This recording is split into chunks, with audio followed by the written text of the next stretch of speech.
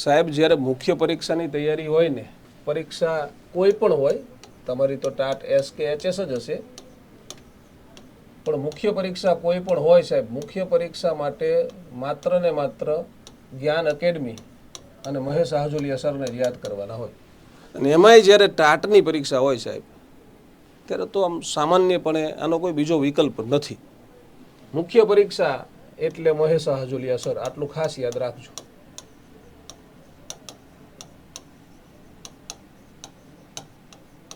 તમને 100% લખવાનો કોન્ફિડન્સ આવી જાય એવી રીતે ભણાવવાનું મારું કાયમ આયોજન હોય છે.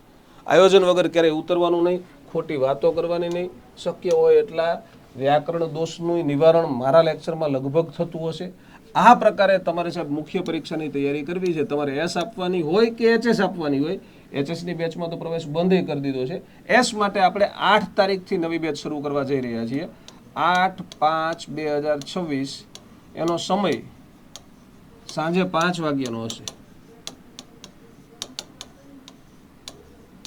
ઓફલાઈન બેચ નવી શરૂ થાય છે. જે મિત્રોને એવું થતું હોય કે સાહેબ અમારે તમારી સાથે રૂબરૂ તમારી પાસે આવીને ભણવું છે, એ મિત્રો છે આ 2 નંબર ઉપર ફોન કરે.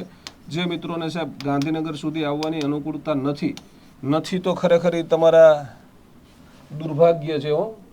જે લોકોને ગાંધીનગર આવવા મળે છે એ બિલકુલ ભાગ્યશાળી છે. એની પાછળનું રીઝન છે મિત્રો કે આમાં પેપર ચેકિંગ અગત્યના હોય છે. તો તમારે ઓફલાઈન કોન્ટેક્ટ કરવો છે તો નંબર નોંધી લો, 84 699 77 555 આપણો કોન્ટેક્ટ નંબર છે. બીજો નંબર નોંધી લો, 89 803 77 555. આ ઓફલાઈન જ્ઞાન એકેડમી ગાંધીનગરના કોન્ટેક્ટ નંબર છે, જ્ઞાન એકેડમીના.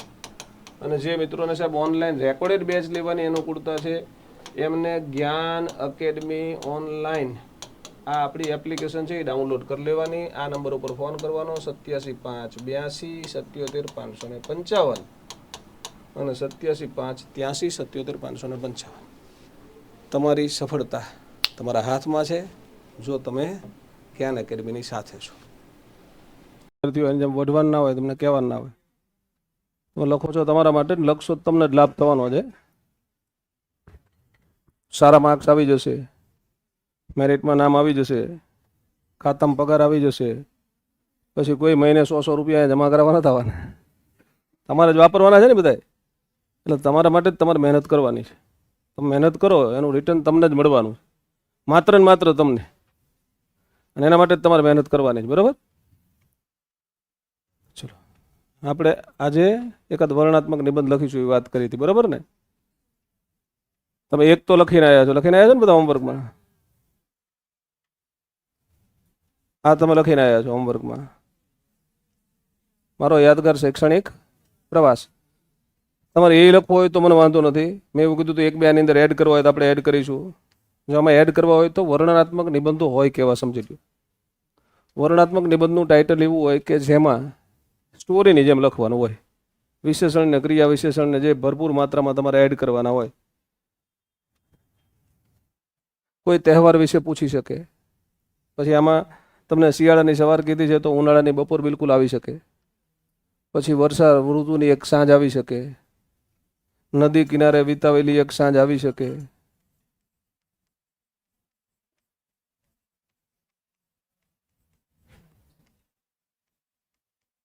આ બધા કેવા છે તો જેમાં માત્ર ને માત્ર વર્ણન કરવાનું હોય એમ.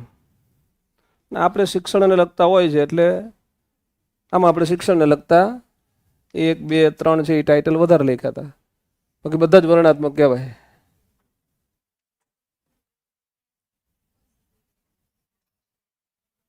લે બેગ લઈ લે, આમ સાઈડમાં લઈ લે, બેસી અંદર. હા, જેનું હોય એનું આગળ મૂકી દે, કાંઈ વાંધો નહીં, અંદર બેસી જા. ખાલી નીચે 4-5 જણા બેઠા છે ને, મને નીચેથી ફોન આવ્યો હતો, મને કે સાહેબ હવે ફી લઈએ કે ના લઈએ એમ. મારા આઈ કાર્ડ એટલે ચેક કરાવડાયા છે. ચેક કર્યા ને એટલે ચેક કર્યા, પછી નીચે બધાને ફી લેવા માંડે, પછી બેસાડવાની જગ્યા હોવી જોઈએ ને, એમ જગ્યા ના હોય તો પછી ના પાડી દેવાય કે હવે આમાં એડમિશન ના આપશું. પછી એનું પૂરતા રહેશે ને બીજી કરવી છે તો કરશું, બાકી 2 બેચ આપણે સવારે સાંજની શાંતિથી પૂરી થાય. ભણાવવાનું મારે એકલાને જ ને, પાછું સવારે ભણાવીએ. આમાં એચએસ વાળા લગભગ નહીં હોય. કોણ છે સવારમાં બેસી અત્યારે બેઠા એવા? હા, નહીં એટલે ના 5-7 જણા હાથ ઊંચો કર્યો, પણ એ એચએસમાં એમને પરીક્ષા આપવાની હોય ને, લેટ એડમિશન વાળા છો એ જ છો ને તમે 7 જણા હાથ ઊંચા કરે એટલે છે. બાકી એચએસમાં રેગ્યુલર ભણાવી કોઈ એના બેસે અને મેં બસ નહીં નહીં આપણે નથી આપવા હાલશે એડમિશન. આપણે એડમિશન તમે શાંતિથી ભણી શકો એટલા હોય તો વાંધો નથી. અને આમે એવું હોય બેચ શરૂ થાય ને ત્યારે થોડીક વધારે ભીડ હોય, પછી ઘટી જાય. અને જ્યાં 5 બેઠા હોય એને કોઈક આવે ને તો સામેથી આમંત્રણ આપવાનું હોય કે અમારી બેન્ચમાં બેસો. આ તો આપણે કહેવું પડે કે તમે 5 છો, તમે જગ્યા કરી દો એમ. ના, આરામથી બેસવું છે એમ. તમારા સાથી મિત્રો આવે છે તો તમે 5 બેઠા છો, જ્યાં 6 બેઠા છો ને એમ થાય કે અનુકૂળતા છે તો જગ્યા તમારે જ કરી દેવાની. અને હવે જોશી બંધ કરી દે, સ્ટોપર બંધ કરી દે. આ બાજુ તમે સ્ટોપર બંધ કરી દો. હવે જે આવી પાછા જશે કરી દે, સ્ટોપર બંધ કરી દે એટલે ઝંઝટ નહીં, આપણે અંદર ડિસ્ટર્બન્સ નહીં થાય. હવે બધા મોડા જવાના છે હવે તો નક્કી જ છે. આટલાને તમે સમાવેશ કરી દો. આ ભાઈને બેસાડી દો, જગ્યા કરી દો ભાઈ પાછળ કે ગમે ત્યાં આગા પાછા થઈને કરી દો.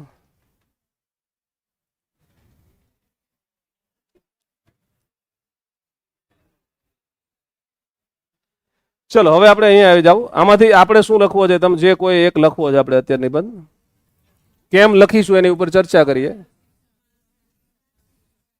હા ચલો, મારું પ્રાથમિક શાળાનું શિક્ષણ. આમાં બધા એગ્રી કે બદલવો છે?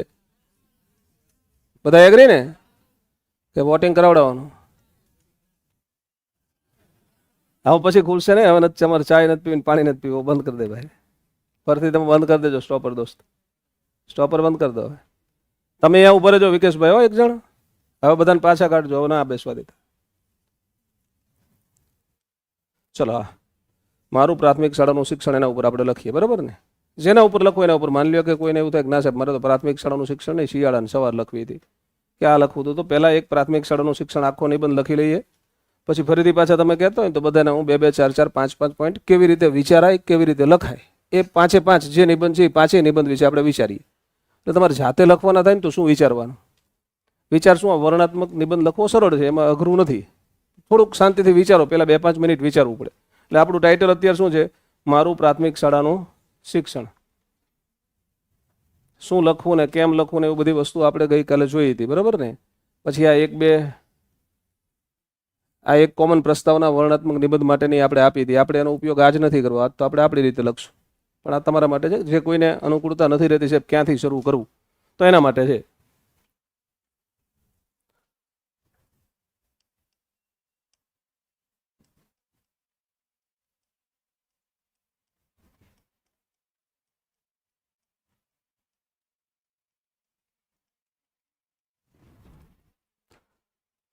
આ તમારું ટાઇટલ હોય, હેડિંગ હોય, બરાબર ને? નિબંધનો જ્યારે જવાબ લખો ને ત્યારે તમારું આ હેડિંગ હશે.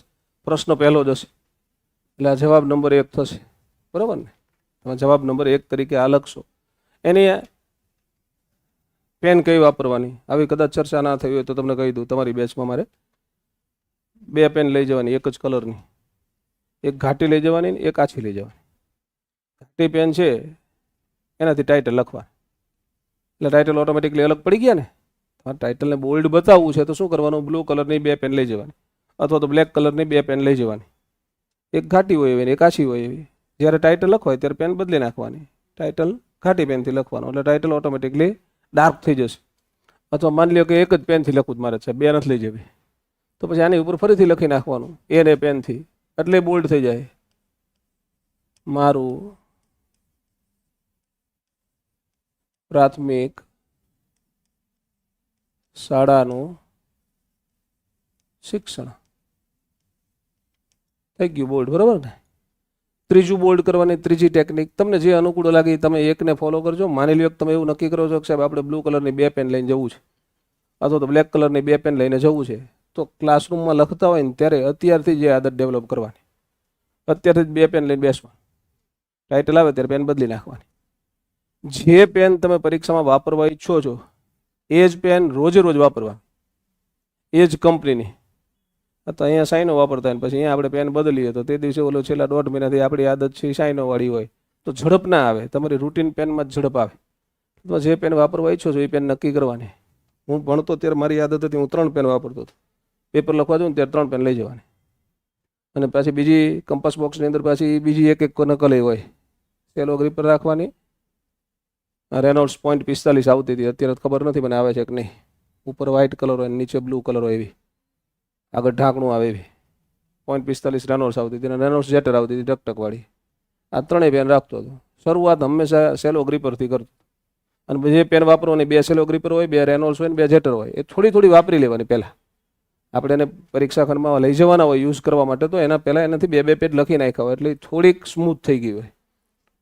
નવી હોય ને તો તમારા કાગળ સાથે ચોટે એટલે ઝડપ રોકાય, એના કારણે સ્મૂથ થઈ ગઈ હોય ને તો ઝડપ વધારે આવે એટલે સમય બચે. ભલે આમ બહુ મેજર ડિફરન્સ નથી થતો એનાથી, પણ 2 મિનિટનો ડિફરન્સ થતો હોય, તમારો નિબંધ અધૂરો રહેતો હોય તો પૂરો થઈ જાય ને. એટલે પેનને થોડી યુઝ કરી લેવાની. તમારે જે પેન લઈ જવાની છે એને થોડી વાપરીને પછી મૂકી રાખવાની, લઈ જવાની પહેલાં. અને એ જ પેનનો સેટ છે બીજો, એ તમારે રૂટીનમાં વાપરવાનો. સેલો ગ્રીપરથી શરૂઆત કરવાની, અક્ષર સરસ આવે. પછી 1 કલાક પછી જોવાનું કે હવે કેટલું પૂરું થયું છે. બધું પૂરું થઈ જાય એવું છે આજ સ્પીડથી, તો સેલો ગ્રીપરથી જ પેપર લખવાનું ચાલુ રાખો. એમ થાય કે ના વધારે બાકી છે, થોડીક ઝડપ વધારવી પડે છે. 0.45 લેતો હતો, એનાથી ઝડપ વધે થોડીક.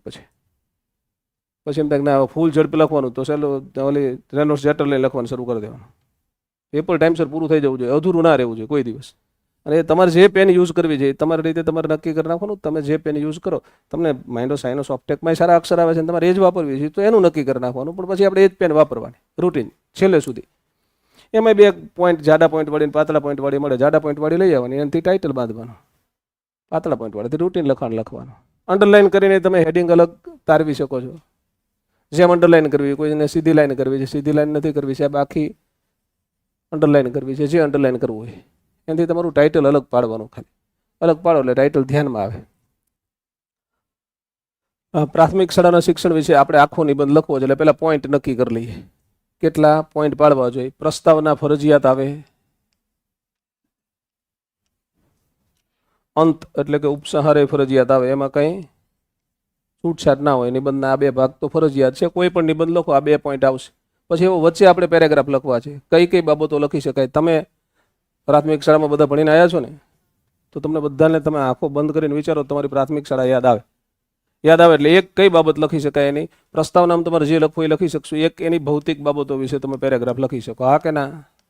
કેવી દેખાતી હતી, શું હતું, કેટલા રૂમ હતા, શાળાના મેદાનમાં વૃક્ષ હતું કે નહોતું, નળિયા હતા કે ધાબાવાળી હતી, જે કંઈ એ બધું ભૌતિક બાબતો છે. તો ભૌતિક બાબતો ઉપર તમે એક પેરેગ્રાફ લખી શકશો. એક આખી બિલ્ડિંગ વિશે લખવું છે તમારે, સમગ્ર બિલ્ડિંગ વિશે.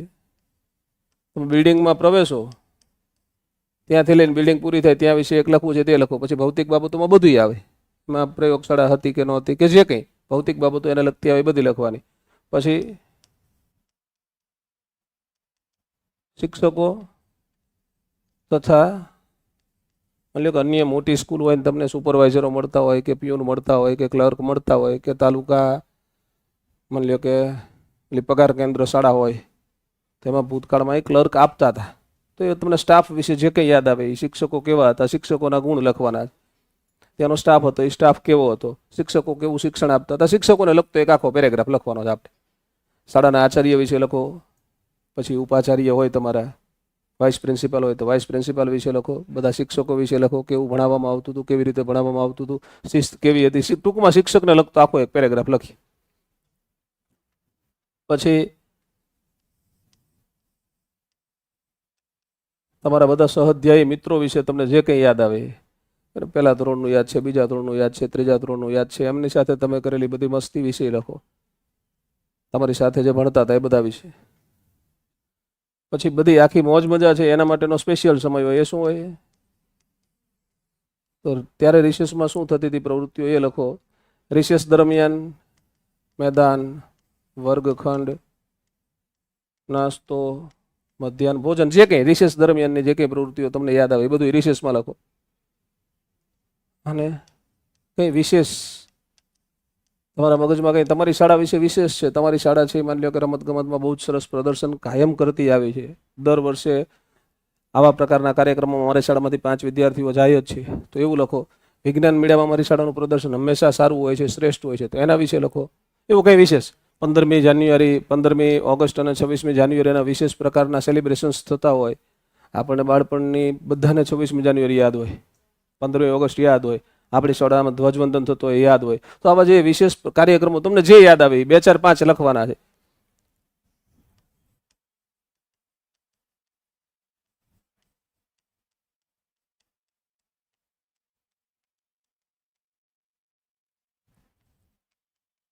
જે વગેરે મુદ્દા યાદ આવે એ એક પેરેગ્રાફમાં લખો, પછી ઉપસંહાર લખો એટલે આ તમારા 5 પેરેગ્રાફ થઈ ગયા છે.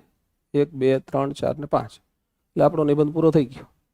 આમાંય માની લો કે આપણે આમ પર્ટિક્યુલર જવું છે કે સાહેબ મારે ભૌતિક સગવડ વિશે તો લખવાનું છે, પણ ભૌતિક સગવડમાં મારે કઈ 5 બાબત લખવી? 4 થી 5 પોઈન્ટ અહીંયા ખાલી એક એક શબ્દ લખી રાખશો ને એટલે 2 વાક્ય બનશે. એમાંથી એક તો બિલકુલ બનશે, એક બિલકુલ બનશે. આપણી મર્યાદા કેટલી છે સાહેબ? આપણે લખવાનું કેટલા શબ્દોમાં છે? આ 250 થી 300 શબ્દોમાં, એટલે આપણે 350 400 સુધી લખશું, એનાથી વધારે નહીં લખી મહત્તમ. હું અહીંયા કદાચ 400 શબ્દો લખાઈશ તો તમારે ત્યાં લગભગ 300 નો થઈ જ જશે એમને. એટલે 350 400 શબ્દો સુધી લખીશું આપણે. એટલે તમે લખવાનું શરૂ કરો એટલે પોઈન્ટ નક્કી કરી નાખવાના. હા, પ્રસ્તાવના લખવી છે, એમાં શું લખવું છે તેમાં 4-5 પોઈન્ટ આપણે 5 લીટા કરી નક્કી કરી નાખીએ. બધાના જીવનમાં યાદો હોય, એ યાદોમાં સવિશેષ કઈ યાદ હોય? શું કામ બાળપણની યાદ સવિશેષ હોય ખબર છે? બાળપણની યાદ સૌથી લાંબુ જીવે, એટલે યુવાનીની યાદ યુવાની પછી શરૂ થાય ને, અને વૃદ્ધાવસ્થાની યાદ તો લગભગ ઓછો ગાળો જ જીવે. બાળપણની યાદ છે ને આવરદા કેવી હોય? લાંબી હોય, કારણ કે બાળપણથી તમે એને વાગડતા આવો. એટલે બાળપણનો સમય છે, તમે માની લો પ્રાઇમરીમાં ભણાય, તમે હાઈસ્કૂલમાં વાગડો, એને હાયર સેકન્ડરીમાં વાગડો, કોલેજમાં જાઓ એટલે તમને બાળપણની યાદ તો યાદ આવે જ ને. યુવાનીમાં યાદ આવે, પછી પ્રૌઢાવસ્થામાં તમે પહોંચો છો તો યાદ આવશે, વૃદ્ધાવસ્થામાં પહોંચો તો યાદ આવશે. એટલે એ સવિશેષ હોય. એમ નાના હોય ત્યારે આપણે એવું થતું કે જલ્દી મોટા થઈ જાય, મોટા થઈ ગયા પછી એમ થાય ફરીથી હતા અહીંયા જઈએ તો વધારે મજા આવે. આ ક્યાં બધી માથાકૂટ, આ કમાવાની દોડ દાડીને ભણવાનું, એના કરતાં ભણવાની મજા આવતી ત્યાં. તો તમે બાળપણની યાદ ને, બાળપણમાં સૌથી અગત્યનું શું હોય છે? પ્રાથમિક શાળા જ હોય. એમ કરીને આપણે પ્રાથમિક શાળા સુધી લઈ આવીએ પ્રસ્તાવનામાં. પછી પ્રાથમિક શાળા તમારી છે, એ શાળાનું કદાચ નામ લખવું છે આપણે તો નામ લખો, એનું ગામ શું હતું એ લખો, તાલુકો જિલ્લો લખવો છે સાહેબ, તાલુકો શું હતો, જિલ્લો શું હતો, જે તે વિસ્તારની શા માટે શ્રેષ્ઠ શાળા હતી, શા માટે તમને યાદ આવે છે, આવું પ્રસ્તાવનામાં લખીએ એટલે પ્રસ્તાવના પૂરી થઈ ગઈ. પ્રસ્તાવનામાં તમે પહેલાં યાદો અગત્યની છે, માનવ જીવનનું સંભારણું છે, યાદોને સહારે માણસ જીવતો હોય છે. દરેક વ્યક્તિમાં એના જીવનમાં પસાર થઈ ગયેલી ઘટનાઓમાંથી બાળપણ છે એ સવિશેષ હોય છે.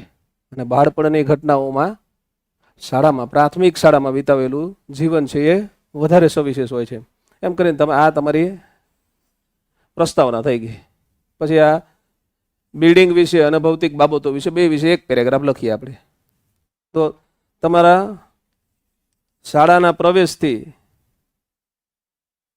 તમારું જે ટૂંકમાં બિલ્ડિંગનો જે છેલ્લો ભાગ હોય, અંત હોય, ત્યાં સુધીના બધાને 1-1 વાક્ય લખો. તમારે બધાની શાળા તમને યાદ આવે કે નહીં? તમે આંખો બંધ કરો તો તમારી શાળા તમને યાદ આવે. દરવાજો કેવો હતો ત્યાંથી શરૂ કરો. દરવાજામાં પ્રવેશો એટલે આગળ નાનું મેદાન આવતું હતું, ડાબી બાજુ પ્રિન્સિપાલ સાહેબનું ઓફિસ આવતી હતી, એનાથી આગળ જઈએ એટલે ડાબી બાજુથી અમારી શાળામાં પ્રવેશવાનો માર્ગ હતો. ત્યાં જઈએ એટલે મોટું મેદાન હતું. મેદાનની ચારે બાજુ ઓરડાઓ હતા. પછી 5મા ધોરણનો, 6ઠા ધોરણનો, 7મા ધોરણનો, 3જા ધોરણનો, 4થા ધોરણનો જે લોકોએ કેટલા ઓરડા હતા એની સીધી સંખ્યા લખવી તો સીધી સંખ્યા લખીએ. ઓરડાઓ કેવા હતા, મકાન કેવું હતું, તો અહીંયા તમે પ્રવેશ લખો, છેલ્લો ભાગ લખો. પછી રૂમ કેટલા હતા એવું લખ્યું, ઓફિસો છે તો ઓફિસ કેટલી હતી એ લખ્યું, મેદાન કેટલા હતા એ લખ્યું, મકાનો કેવા હતા એવું લખ્યું. કેવા એટલે કે ધાબાવાળા હતા, નળિયાવાળા હતા, પતરાવાળા હતા, અમુક પ્રકારના હશે ને એ લખ્યું. આ બધું લખશો એટલે આ તમારો ભૌતિક બાબતો પરનો 1 પેરેગ્રાફ બની જાય. આ બધા વિશે જ લખવાનું. એટલે શું થાય, તમે બધા જે ઓલું ક્રમબદ્ધ કહેવાય ને આપણે, એ ક્રમબદ્ધ રીતે આગળ વધો છો એવું લાગે. મકાન વિશે લખીએ અને પછી પાછું મકાનની અંદર આપણે રમતા હતા એ લખી દઈએ, અને ભણતા હતા એ લખી દઈએ તો થોડુંક મિક્સ થઈ જતું એવું લાગે. પણ પહેલાં બધી ભૌતિક બાબતો જ લખી દીધી. ભૌતિક બાબતો પછી શિક્ષકો લખ્યા. શિક્ષકો કેવા હતા, તો નિષ્ઠાવાન, વિશેષણો વધારે વાપરવાના છે તમારે, નિયમિત વગેરે વગેરે જે તમને યાદ આવે બધા વિશેષણો અહીંયા લખજો. બરાબર. પછી ત્યારે તો મારવાની છૂટી હતી, આરટી નહોતી, તો આ તમે 100 વાગે લખવું હોય તો લખજો. આ નિયમ છે એ અમારી સ્કૂલમાં તો એનો પ્રચુર માત્રામાં પ્રયોગ થતો હતો. એમાંય અમારા પીટીના શિક્ષક છે એ તો શાળામાં ચક્કર મારવા આવે એટલે એમના હાથમાં ફરજિયાત સોટી હોય જ. એમના લેક્ચરમાં સોટીનો પ્રચુર માત્રામાં પ્રયોગ થતો હતો. અને પછી આ બાબતને નબળી નથી લખવાની. અને એ જે સોટીની બીક છે એ બીકે અમારામાં એક વિનમ્રતા, નિયમિતતાના ગુણ કેળવાયા હતા. હું પ્રાથમિકમાં ભણ્યો હતો ને ત્યારે જે આ ગુણ મારામાં વિકસ્યા હતા એ ગુણ છે એ મેં પછી હાઈસ્કૂલમાં હું અભ્યાસ કર્યો, હાયર સેકન્ડરીમાં અભ્યાસ કર્યો, હાયર એજ્યુકેશનમાં અભ્યાસ કર્યો સાહેબ, મેં બીએડ કર્યું, એ તમામ જગ્યાએ મને મદદરૂપ થયા છે. એને નેગેટિવ સેન્સમાં નહીં લખીએ. સોટી વાગે સમ સમ ચમચમ કે સમ છમ છમ, બેમાંથી એક શબ્દ લખશો, ચમચમ અથવા તો છમછમ, અને વિદ્યા આવે રમઝમ, ઝડપથી વિદ્યા આવતી હતી, એવું વાક્ય લખો છો તો એ વાક્ય તમને કેવી રીતે ઉપયોગમાં આવ્યું એવું પછી લખશો. પછી ભણાવવાની પદ્ધતિ, પ્રાથમિક શાળામાં તમે ભણતા હતા એવું તમને યાદ આવશે. તમે કક્કા ઘૂંટતા હતા સાહેબ, ત્યારે શું હતું? પાટી પેનની પ્રથા હતી. તો આને યાદ કરો તમે. જે ટૂંકમાં તમને ભૂતકાળના જે ઘટનાઓ યાદ આવે છે એ ઘટનાઓ યાદ કરાવો સાહેબ. તમારી પ્રાર્થના શરૂ થાય એટલે શું થતું હતું ભણાવવામાં સાહેબ? પ્રાર્થનામાં લગભગ બધાની શાળામાં પલાખાને ઘડિયા બોલાવવામાં આવતા હશે. તો એ પલાખાને ઘડિયાને યાદ કરો. આ બધી ભણાવવાની પેટર્ન છે જે તે સમયની સાહેબ. તમારી શાળાની અંદર વિજ્ઞાન ખંડ હશે, પ્રયોગશાળા હશે, બરાબર? વિજ્ઞાન પ્રયોગશાળા. તો એ પ્રયોગશાળા છે એ તમને યાદ હશે જ કે તમે 5મા ધોરણમાં, 6ઠ્ઠા ધોરણમાં, 7મા ધોરણમાં જ્યારે પહેલી વખત પ્રયોગશાળામાં લઈ ગયા હશે તો એ દિવસથી આપણા સ્મૃતિપટ ઉપર આજે હશે કે એમાં અમારા વિજ્ઞાનના સાહેબે ઓક્સિજનના, હાઇડ્રોજન બેના અણુ અને પરમાણુઓને જે તમે વિજ્ઞાનમાં લખતા બેન ભેગા કરીને મારી સામે જાદુ કરીને પાણી બનાવી દીધું હતું. પહેલી વખત એ પ્રયોગ જોયો, એ પ્રયોગ મારા માનસપટ ઉપર છવાયેલો છે.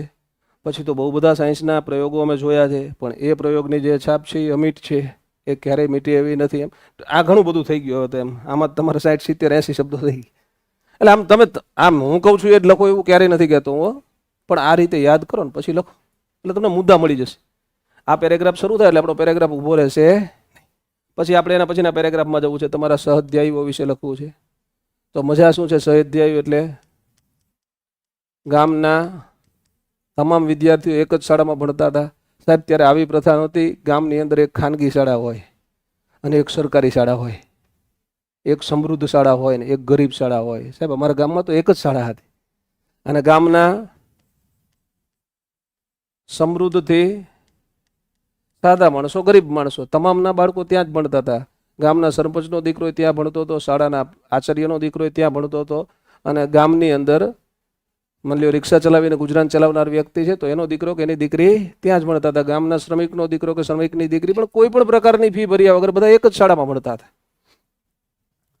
એટલે એ સાચું શિક્ષણ હતું, સાચી શિક્ષણ વ્યવસ્થા હતી. ભણવાની શું મજા આવતી હતી તમને મિત્રો સાથે.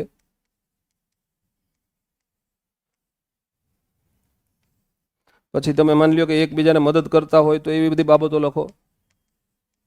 તમારા કોઈ સવિશેષ મિત્ર તમને યાદ આવતો એક તમારો XYZ નામનો એક મિત્ર હતો કે એક મિત્ર હતી, એનો આ વિષય વધારે સારો હતો જ્યારે મારો એ વિષય સારો નહોતો, તો અમે એકબીજાને જે તે વિષયમાં મદદ કરતા હતા, તોફાનો કરતા હોય, નોટ્સ બુક છે એકબીજાની સાથે શેર કરતા હોય, આવી બધી બાબતો સહઅધ્યાયની બાબતમાં લખવાની થાય.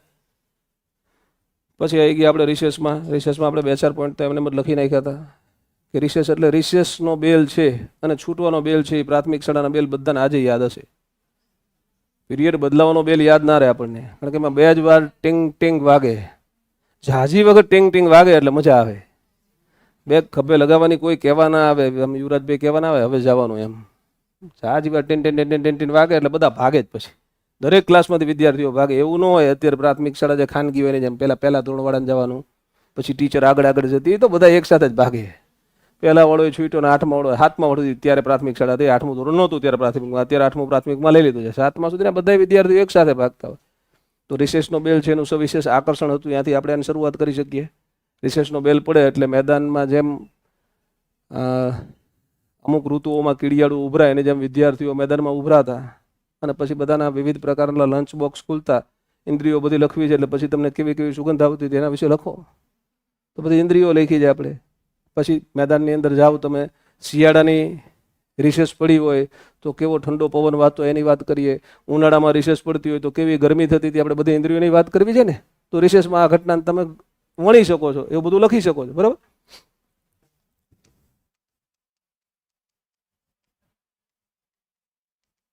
જે વગેરે વગેરે ઘણું બધું લખી શકાય. પછી વિશેષ બાબતો લખીએ અને પછી ઉપસાહાર લખીએ. આપણો નિબંધ પૂરો થઈ. આટલા પોઈન્ટ ઉપરથી આપણે શરૂઆત કરી દઈએ. કોઈના મગજમાં આના સિવાય કાંઈ પોઈન્ટ આવતો હોય તો મારું કેવું એવું જરાય નથી કે ના લખાયો, લખી જ શકાય. તો મેં તમને ખાલી સેમ્પલ આપ્યું કે આપણે 2 મિનિટમાં 4 મિનિટમાં 5 મિનિટમાં કેમ મુદ્દા નક્કી કરી શકીએ જેથી કરીને આપણો નિબંધ છે એ અસ્ખલિતપણે પૂરો થઈ જાય, વચ્ચે ઊભો ન રહી જાય. નહીતર શું થાય, તમે લખવાની શરૂઆત કરી દીધી, પહેલો ફકરો મસ્ત પૂરો થઈ ગયો, બીજો ફકરો પૂરો થઈ ગયો, પછી ત્રીજા ફકરામાં વિચારવા હવે શું લખું. તમે પહેલાં વિચાર્યું નહોતું એટલે બધું મિક્સ થઈ ગયું હોય. આ તમે પહેલાં વિચારી લીધું કે આપણે 5 ફકરા લખવા છે, 6 ફકરા લખવા છે, 3 ફકરા લખવા છે, કયા ફકરામાં શું લખવાનું નક્કી કરી નાખ્યું, પ્રસ્તાવનાથી શરૂઆત કરી દઈએ. આપણો નિબંધ હવે ક્યાંય ઊભો નહીં રહે, આરામથી પૂરો થઈ જશે.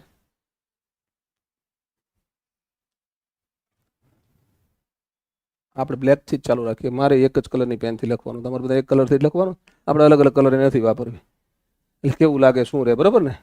બ્લેક કલરની, જો કે તમને એ સગવડતા છે કે તમને લાઇનિંગવાળા પેજ મળવાના. હું તો બ્લેન્કમાં લખું છું, કાંઈ વાંધો નથી. જીપીએસસીની પરીક્ષા આપો તો બ્લેન્ક આવે, જીપીએસસીમાં લાઇનિંગ આપતા બ્લેન્ક પેજમાં તમારે લખવાનું થાય છે. એટલે તો ફરીથી આપણે અહીંયા ટાઇટલ બાંધી દઈએ.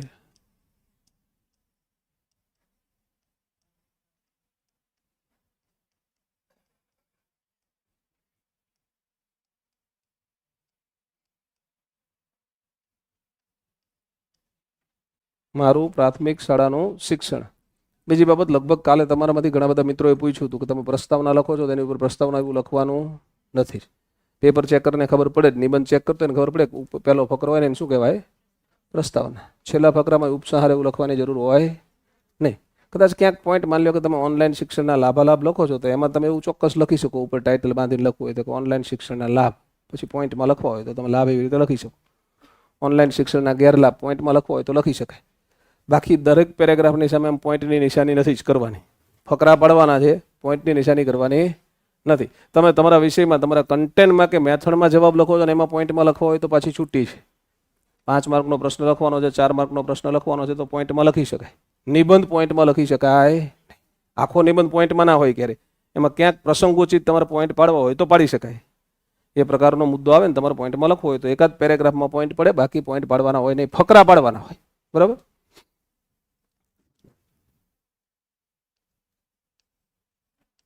ચલો, મનુષ્યનું જીવન અસંખ્ય યાદોથી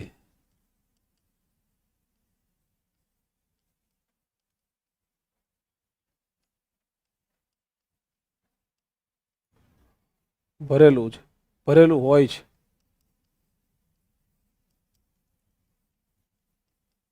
એમાંય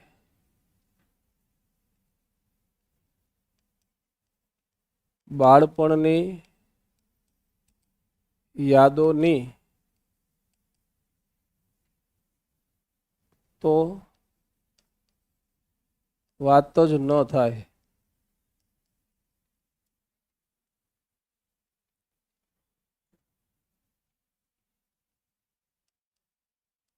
નાના હોય ત્યારે જલ્દી મોટા થવાનું મન થાય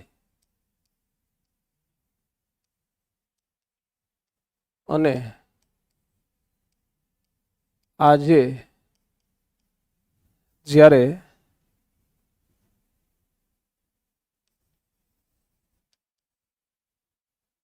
યુવાન થઈ ગયા ત્યારે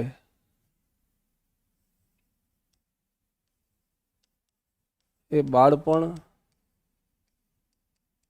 જાણે કે યાદ કરીને બોલાવે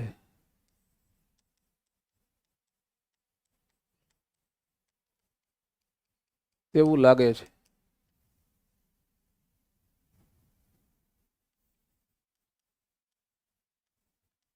બાળપણની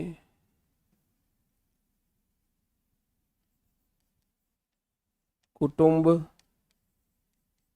શેરી, શાળા, મિત્રો વગેરે સાથેની યાદગીરીમાં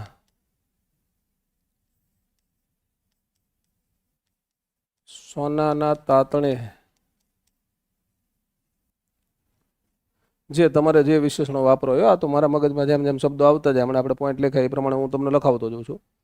સોનાના તાતણે મઢેલી યાદો એટલે પ્રાથમિક શાળાની યાદો.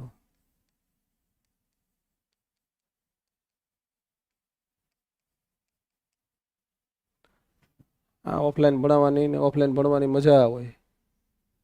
હા, ઓનલાઈનમાં શું હોય ખબર છે, તમારી ફેકલ્ટીની લિમિટેશન હોય, એ બધી તમને ના ખબર હોય. ઘણા ફેકલ્ટી હોય ઓનલાઈનમાં, મારે તમને ભણાવવો છે, નિબંધ લેખન જ ભણાવવું છે, આ જ નિબંધ ભણાવવો છે, એ તો પહેલાં તો નક્કી કરીને આજ ભણાવવાનો છે. એમ હું તમને માની લ્યો કે હવે ચિંતનાત્મક નિબંધ ભણાવીશ જ્યારે, ત્યારે હું તમને જ પૂછીશ, એ 5 લખ્યા છે ને, તમે જે કહેશો એ લખાઈશ, એટલે મારે ગોખીને આવવાની બહુ ચિંતા ના હોય. તો નક્કી કરીને જ આવ્યા, એના સામે કેમેરો હોય ને, કેમેરા નીચે લગાવી દીધું હોય છે, એનાથી છેલ્લો ટેપથી આખો નિબંધ લઈને આવ્યા. આપણે એમ લાગે આપણે સામું જોઈને જ સાહેબ લખે છે, એમ એ આખો નિબંધ લખીને રાખ્યો હોય. અમુક ફેકલ્ટી આવા હોય કરંટ અફેર્સના ને અમુક વિષયવાળા, જેમાં વધારે માહિતી આવતી ને, એ બધા અહીંયા એક પેજ લગાવી રાખે, સ્ટુડિયોમાં લગાવી હોય પેજ, પછી સાઈડમાં જાય. હવે તમને ના દેખાય, કેમેરામાં ના દેખાય. હું આટલે બાજુ હોય છે એટલે ફેકલ્ટી તમને કેમેરા તમને શું દેખાય, ખાલી સ્ક્રીન દેખાય. ફેકલ્ટી અહીંયા છે એવું લાગે, એનો હાથ દેખાતો હોય તમને, પણ ફેકલ્ટી ન દેખાતો હોય. અડ વખતે 4 પોઈન્ટ અહીંથી બિચારાને જોઈ લેવાના, પછી 4 પોઈન્ટ વિશે અહીંયા 4 લાઈન લખવાની હોય, પછી આગળ વધવાનું હોય. એટલે ત્યાં કોઈ અમે ફેકલ્ટી તરીકે નબળા હોય ને તો વાંધો ન આવે, ચાલે. કારણ કે ઓનલાઈનમાં તમે કોઈ પ્રશ્ન પૂછવા નથી, તમે પ્રશ્ન પૂછી લીધો કદાચ અને સામે કેમેરાની સ્ક્રીનમાં આવી ગયો ને મારે જોવો નથી, તો તમે કંઈ ફોન કરીને કહેવા નથી, સાહેબ મારી કમેન્ટ કેમ વાંચતા નથી એમ. અહીંયા તમે હાથ ઊંચો કરીને ઊભા રહેશો, સાહેબ આ બાજુ શું, આ બાજુ.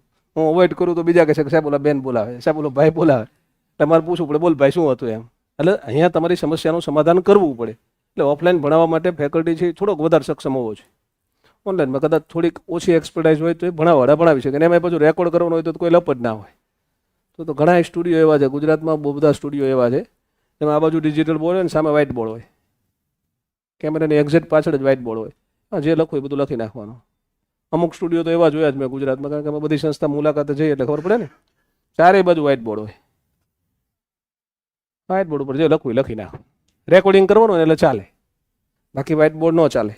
તમે લાઈવ જ્યાંથી ભણાવતા હોય એ સ્ટુડિયોમાં તમે વ્હાઇટ બોર્ડ રાખ્યો હોય ને તો રિફ્લેક્શન પડે, તો ભણાવવાની મજા ના આવે લાઈવ ભણાવવાની. પણ રેકોર્ડ કરવામાં ચાલે, કારણ કે રેકોર્ડ કરવામાં કેમેરાને કંઈ નડવાનું જ નથી, સામે કોઈ સ્ક્રીન જ ના હોય, એટલે ખાલી રેકોર્ડ જ કરવાનું. તો જે લખવું એ બધી બાજુ લખ્યું, આમ ફરીને જોઈએ કે આમે જોઈએ કે આમે જોઈએ કે પછી લખી જવાનું. છોકરા કોઈ પ્રશ્ન તો પૂછવા નથી. ચલો આપણે શું લખીએ છીએ અહીંયા, આપણે આગળ વધતા જઈએ. જો યાદ લખ નાખી, બાળપણ લખ નાખ્યું. હવે તમારી શાળાનું પ્રાથમિક શાળા છે એની યાદો સુધી આપણે પહોંચી ગયા. પછી નામ, ગામ, તાલુકો અને જિલ્લો, તમારી શાળા ક્યાં આવી હતી, તમે ક્યાં ભણ્યા હતા એના વિશે લખવું છે. માની લો મારે નથી લખવું, મારે મારા ગામનું જ લખવું છે, મારી શાળાનું જ લખવું છે, મારો તાલુકો જ લખવો છે, પણ મારો જિલ્લો જ લખવો છે, મારે ડિસ્ક્લોઝ નથી કરવું, તો એ રીતે વાક્ય બનાવી શકાય કે ભાઈ મારી પ્રાથમિક શાળા, અથવા તો અમારી પ્રાથમિક શાળા એટલે તાલુકા શાળા નંબર 1 તમારા ગામની. તો ખબર ન પડી ને કઈ શાળાનું નામ છે.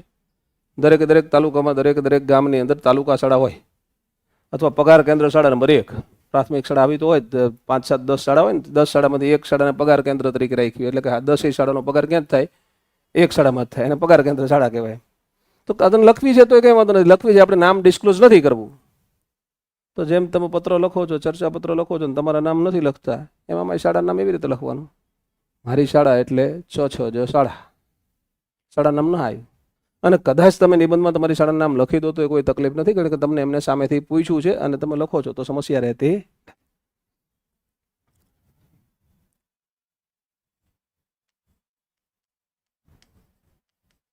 અમારી પ્રાથમિક શાળા એટલે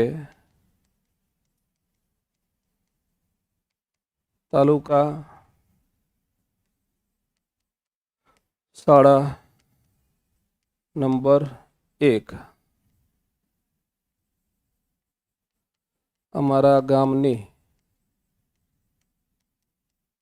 સૌથી મોટી પ્રાથમિક શાળા.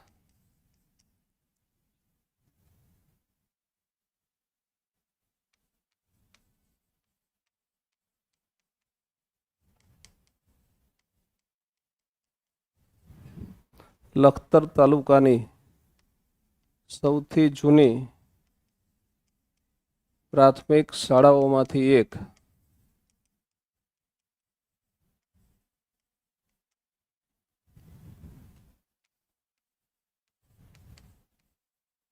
સુરેન્દ્રનગર જિલ્લામાં શાળાઓમાં મુગટ સમાન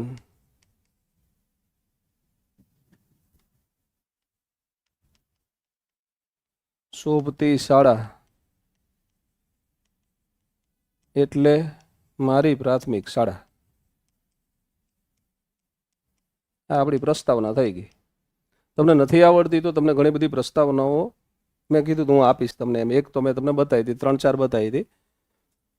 તો વર્ણનાત્મકની 4-5 હું આપી દઈશ. કોઈ નથી આવડતી તો એમાંથી 3-4 પેરેગ્રાફ લો ને, આવી રીતે 1-2 વાક્ય તમારા લખી દો. એટલે 3-4 વાક્ય એ લખો ને 1-2 વાક્ય આ લખો, બની જાય પ્રસ્તાવના.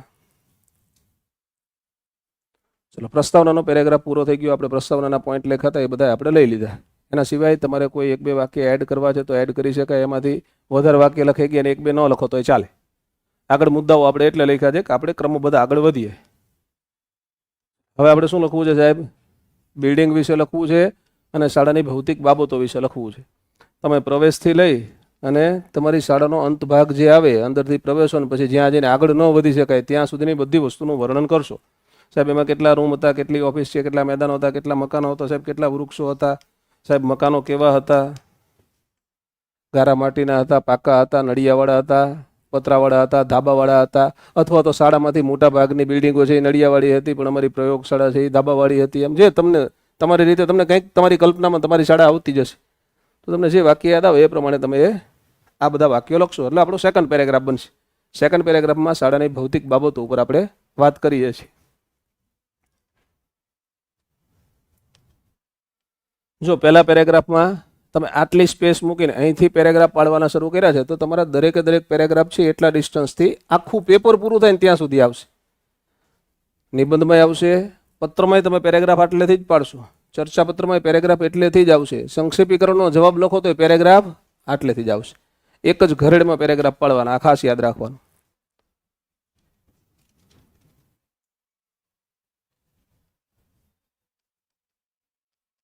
અત્યારે જોવા મળતી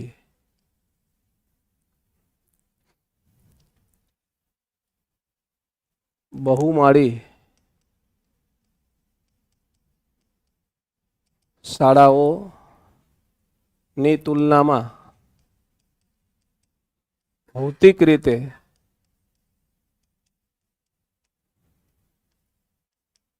મારી એ શાળા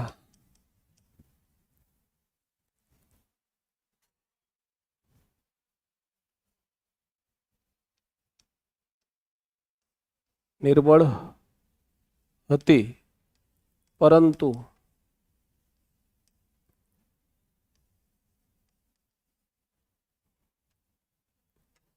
મૂલ્યો, સંસ્કારો,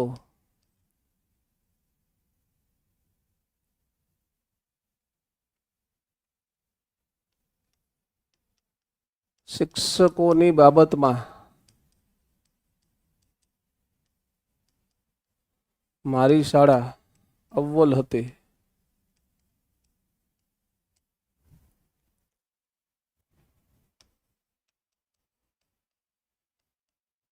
શાળામાં પ્રવેશવા માટે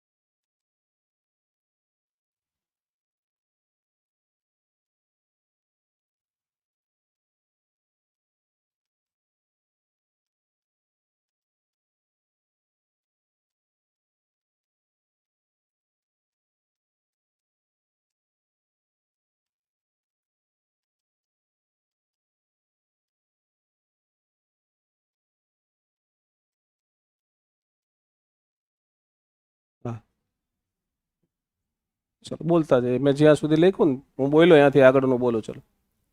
અત્યારે જોવા મળતી બહુમાળી શાળાઓની તુલનામાં ભૌતિક રીતે મારી એ શાળા નિર્બળ હતી, પરંતુ મૂલ્યો, સંસ્કારો, શિક્ષકોની બાબતમાં મારી શાળા અવ્વલ હતી.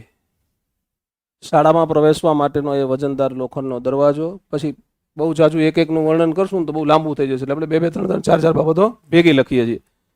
પછી અલ્પવિરામ. શાળામાં પ્રવેશતા જ ડાબી બાજુ આચાર્યશ્રીની ઓફિસ.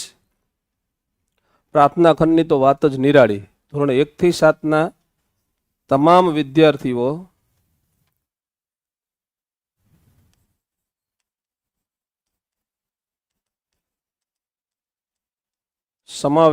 તમામ વિદ્યાર્થીઓનો સમાવેશ કરી શકાય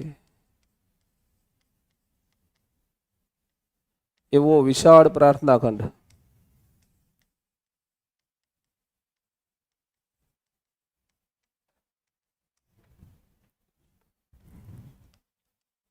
દરેક ધોરણના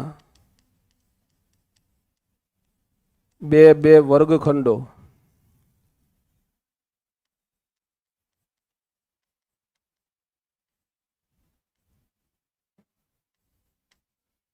રમત ગમતના સાધનો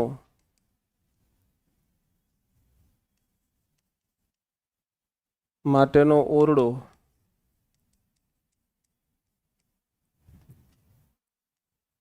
પ્રયોગશાળા અને મધ્યાહન ભોજન માટે ના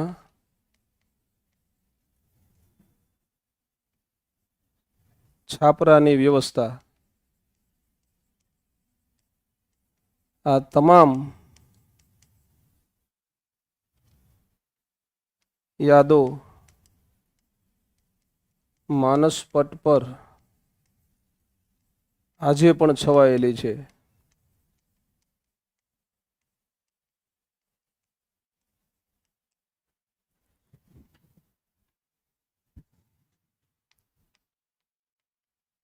વિલાયતી નળિયાવાળી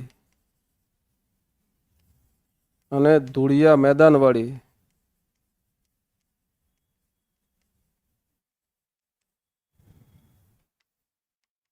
મારી એ પ્રાથમિક શાળાએ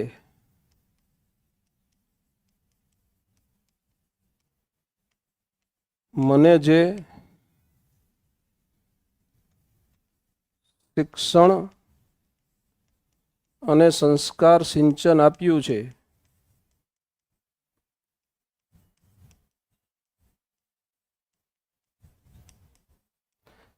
એ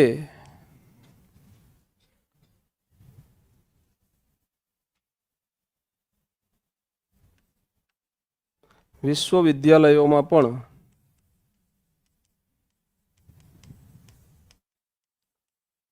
મળવું દુર્લભ છે. બીજો પેરેગ્રાફ આપણે પૂરો થઈ ગયો.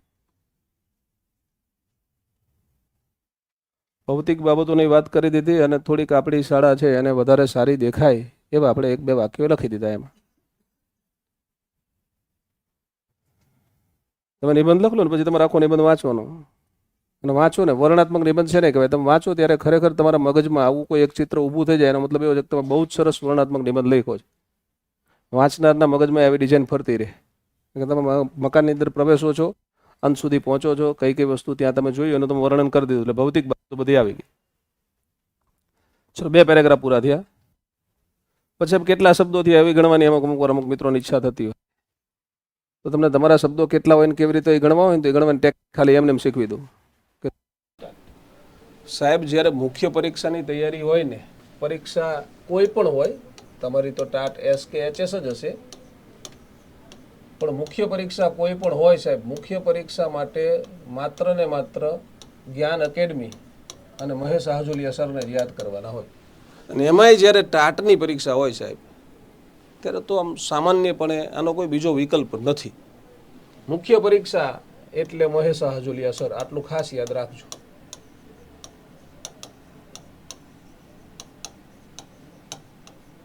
તમને 100% લખવાનો કોન્ફિડન્સ આવી જાય એવી રીતે ભણાવવાનું મારું કાયમ આયોજન હોય છે. આયોજન વગર ક્યારેય ઉતરવાનું નહીં, ખોટી વાતો કરવાની નહીં. શક્ય હોય એટલા વ્યાકરણ દોષનું નિવારણ મારા લેક્ચરમાં લગભગ થતું હશે. આ પ્રકારે તમારે સાહેબ મુખ્ય પરીક્ષાની તૈયારી કરવી છે. તમારે એસ આપવાની હોય કે એચએસ આપવાની હોય, એચએસની બેચમાં તો પ્રવેશ બંધ કરી દીધો છે. એસ માટે આપણે 8 તારીખથી નવી બેચ શરૂ કરવા જઈ રહ્યા છીએ. 8/5/2026 એનો સમય સાંજે 5 વાગ્યાનો હશે. ઓફલાઈન બેચ નવી શરૂ થાય છે. જે મિત્રોને એવું થતું હોય કે સાહેબ અમારે તમારી સાથે રૂબરૂ તમારી પાસે આવીને ભણવું છે, એ મિત્રો છે આ 2 નંબર ઉપર ફોન કરે. જે મિત્રોને સાહેબ ગાંધીનગર સુધી આવવાની અનુકૂળતા નથી તો ખરેખર તમારા દુર્ભાગ્ય છે. જે લોકોને ગાંધીનગર આવવા મળે છે એ બિલકુલ ભાગ્યશાળી છે. એની પાછળનું રીઝન છે મિત્રો કે આમાં પેપર ચેકિંગ અગત્યના હોય છે. તો તમારે ઓફલાઈન કોન્ટેક્ટ કરવો છે તો નંબર નોંધી લો, 84 699 77 555 આપણો કોન્ટેક્ટ નંબર છે. બીજો નંબર નોંધી લો, 89 803 77 555. આ ઓફલાઈન જ્ઞાન એકેડમી ગાંધીનગરના કોન્ટેક્ટ નંબર છે, જ્ઞાન એકેડમીના. અને જે મિત્રોને સાહેબ ઓનલાઈન રેકોર્ડેડ બેચ લેવાની અનુકૂળતા છે એમને જ્ઞાન એકેડમી ઓનલાઈન આ આપણી એપ્લિકેશન છે એ ડાઉનલોડ કરી લેવાની. આ નંબર ઉપર ફોન કરવાનો, 87 582 77 555 અને 87 583 77 555. તમારી સફળતા તમારા હાથમાં છે જો તમે જ્ઞાન એકેડમીની સાથે છો. બધાને શબ્દો સરખા જ હોય, બરાબર. પેજ એટલે ઘણા બધા વિદ્યાર્થીઓ છે ને ઘણી બધી વખત કેવું પૂછે સાહેબ કેટલા પેજ ભરવાના, એમ પેજ ના હોય, શબ્દ મર્યાદા હોય. પેજ મર્યાદા ક્યાંય આવે નહીં. એટલે તમે તમારા એક પેજમાં અથવા તો એક લાઈનમાં ગણો એટલે એક્ઝેક્ટ ગણતરી થાય આપણી.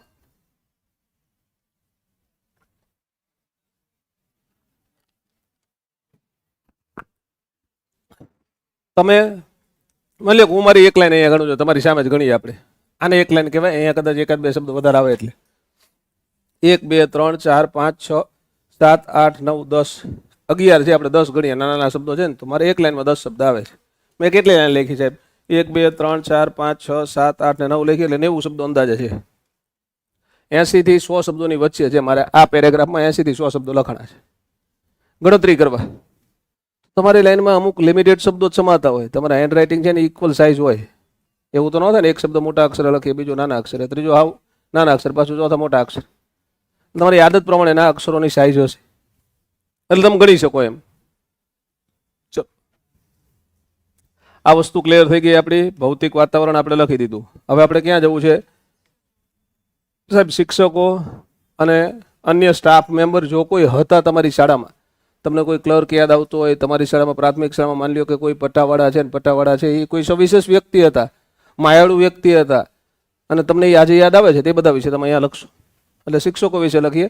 માની લો આપણને એમ થાય છે કે અત્યારે તમારે જોતા તમારો પેરેગ્રાફ વધારે લાંબો થઈ ગયો છે, નિબંધ લાંબો થઈ ગયો એવું થાય છે, તો આ બેન ભેગો કરી દઈએ આપણે. શિક્ષકો વિશે લખી દેવું છે અને સહઅધ્યાય વિશે લખી દેવું છે. શિક્ષકો વિશે એમના સદગુણો વિશે લખવું છે.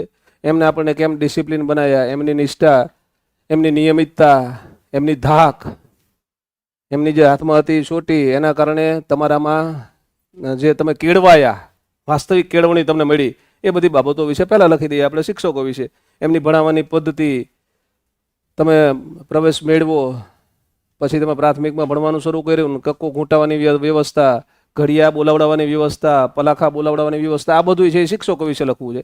એ અડધા પેરેગ્રાફમાં લખીએ અને પછી એની સાથે સાથે તમારા મિત્રો સાથે તમે ભણતા હતા, ભણવાનો આનંદ, એકબીજાની સાથે તમે સમૃદ્ધ વ્યક્તિ હોય કે ગરીબ વ્યક્તિ હોય, બધાના બાળકો છે એક જ શાળામાં ભણતા હતા, નોટ એકબીજાને આપતા હતા, તમે એકબીજાને ભણવામાં મદદ કરતા હતા, એ બધી બાબત આ બે વસ્તુને એક પેરેગ્રાફમાં લખી દઈએ. એટલે પછી રિસેસ આવે, પછી વિશેષ આવે. વિશેષ છે અને બહુ વધારે થઈ ગઈ લેન્થ એવું લાગે તમને જોતા, તો વિશેષ છે અને તમે ઉપસાહારમાં સમાવી શકો. આપણે આ લખીએ, પછી આ બેન ભેગા કરી દઈએ અને પછી ઉપસાહાર લખી દઈએ. એટલે એક પેરેગ્રાફ, પછી એક પેરેગ્રાફ ને પછી ઉપસાહાર આવે. એટલે તમારી સ્ટ્રેન્થ પૂરી થઈ ગઈ, સમસ્યા ન રહે. બાકી તો 500 શબ્દોમાં લખવું હોય, 500 ને 1000 શબ્દમાં લખવું હોય ને, આ જ નિબંધ 1000 શબ્દમાં લખવું હોય તો બિલકુલ લખી શકાય.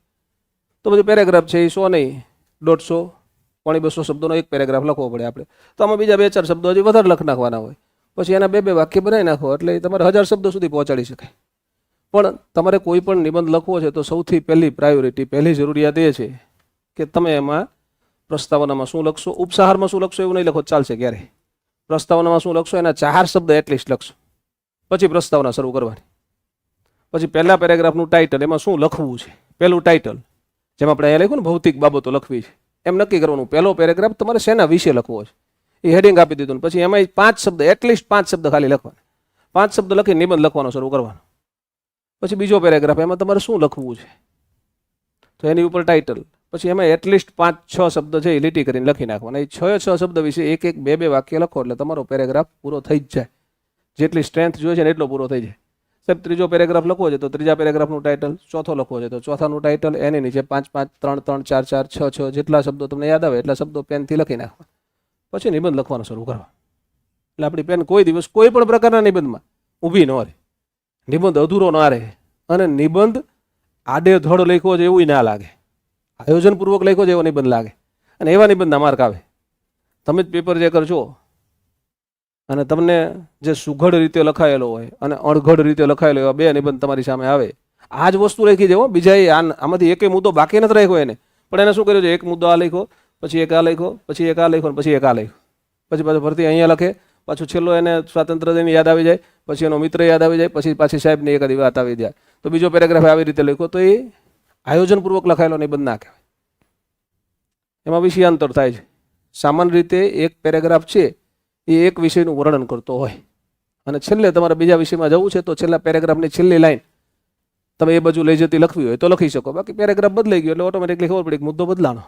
આમાં આપણે ચોખ્ખું દેખાય અને દેખાય પહેલામાં યાદ શું છે, પ્રાથમિક શાળા શું છે એનું વર્ણન કર્યું છે, બીજામાં શું છે તો કે ભૌતિક સુખ સુવિધા કેવી હતી શાળામાં એ બાબતોનું વર્ણન કર્યું છે. ત્રીજા પેરેગ્રાફમાં આપણે લખવાનું શરૂ કરવું છે તો ત્રીજા પેરેગ્રાફમાં શું લખવું છે સાહેબ, તો શિક્ષકો વિશે લખવું છે અને સહઅધ્યાયીઓ વિશે લખવું છે, તો એના વિશે આપણે લખીએ. બરાબર.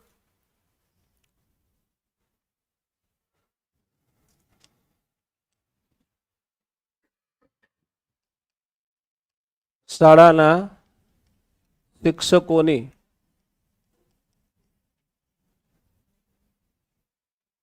નિષ્ઠા, નિયમિતતા, ભણાવવાની પદ્ધતિ,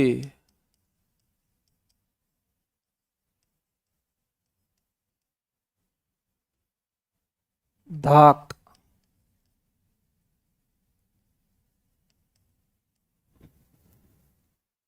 આજે પણ શાળાએ જવાની ઈચ્છા જગાડે છે.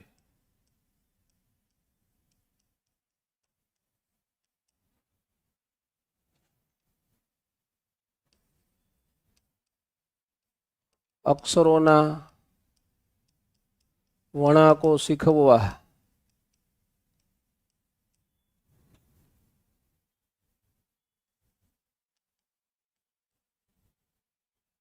એને ઘૂંટવા,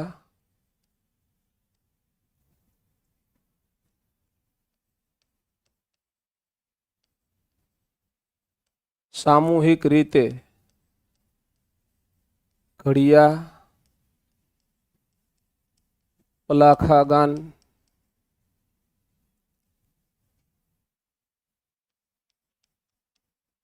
ગામના સમૃદ્ધ નગર શેઠથી લઈને સામાન્ય શ્રમિક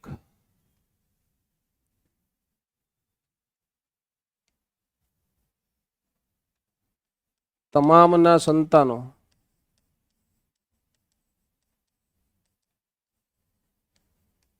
એક જ વર્ગમાં શિક્ષણ મેળવતા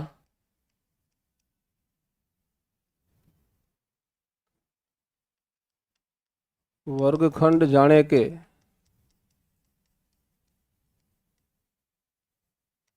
વિવિધતામાં એકતાના દર્શન કરાવતો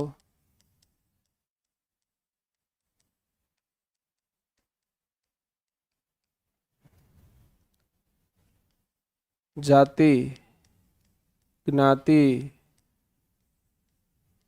ધર્મ, રૂપ, રંગ, તમામ પ્રકારના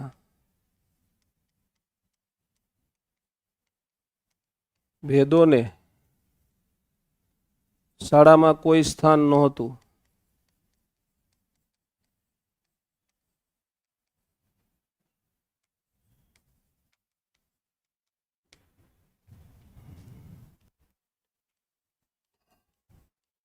શાળાની પ્રયોગશાળામાં સહઅધ્યાયી મિત્રો સાથે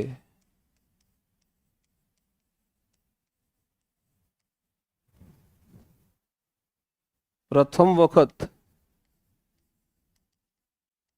જોયેલો જાદુઈ પ્રયોગ કેમ કરી ભૂલી શકાય?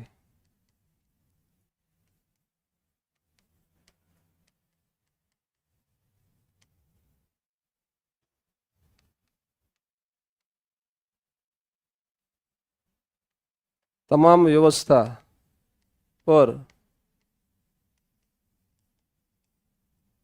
આચાર્ય સાહેબની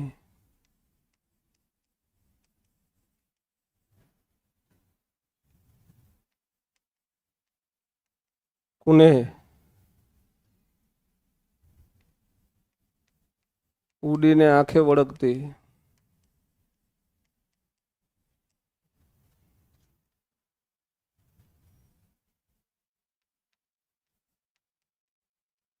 ભણવાની તો મજા જ અલગ હતી.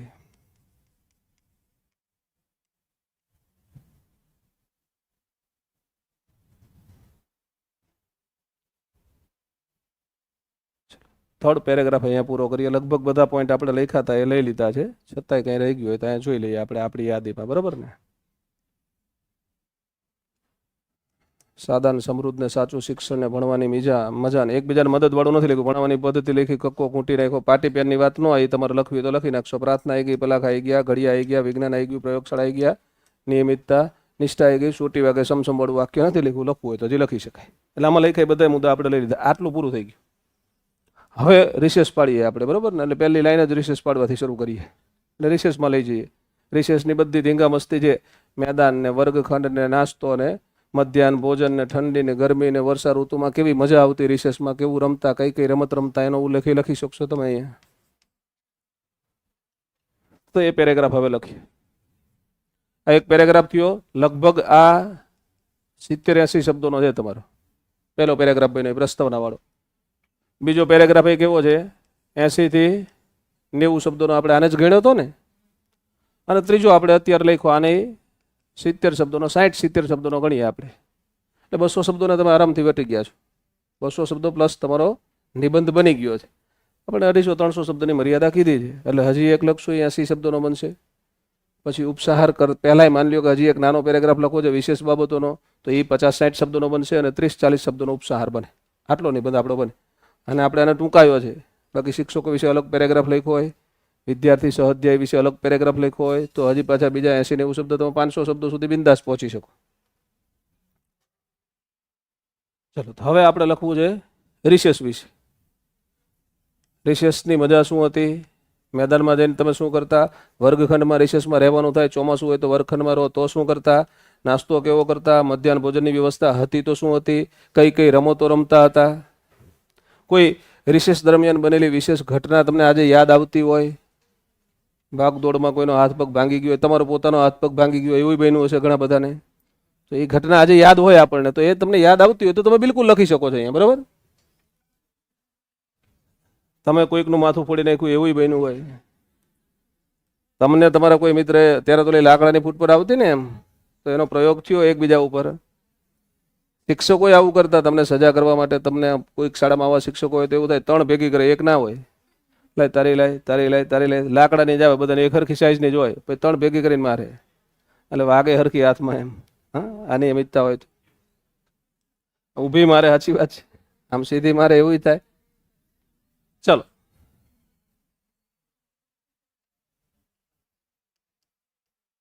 મારી એ પ્રાથમિક શાળામાં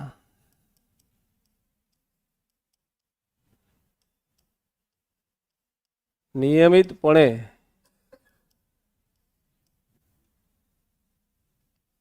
થતા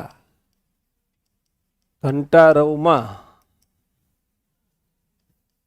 લાંબા સમય સુધી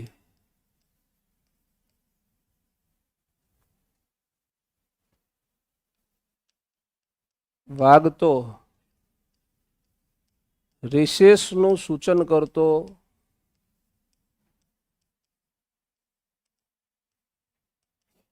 ઘંટારવ મને જ નહીં શાળાના સર્વે વિદ્યાર્થીઓને યાદ હોય જ.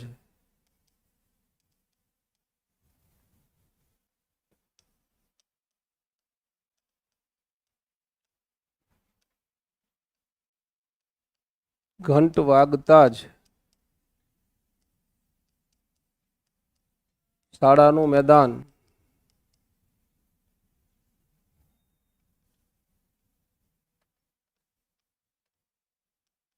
વિદ્યાર્થીઓના કલબલાટ અને પચરંગી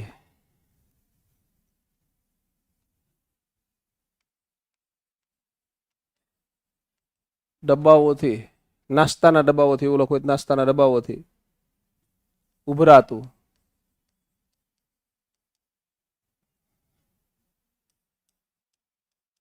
મિત્રો સાથે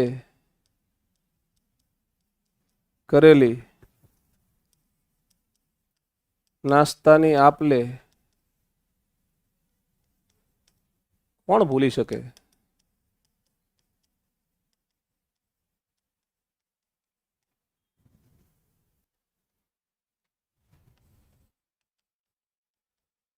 ચોમાસામાં વર્ગખંડમાં જ નાસ્તો તેમજ ધમાલ મસ્તી થતી.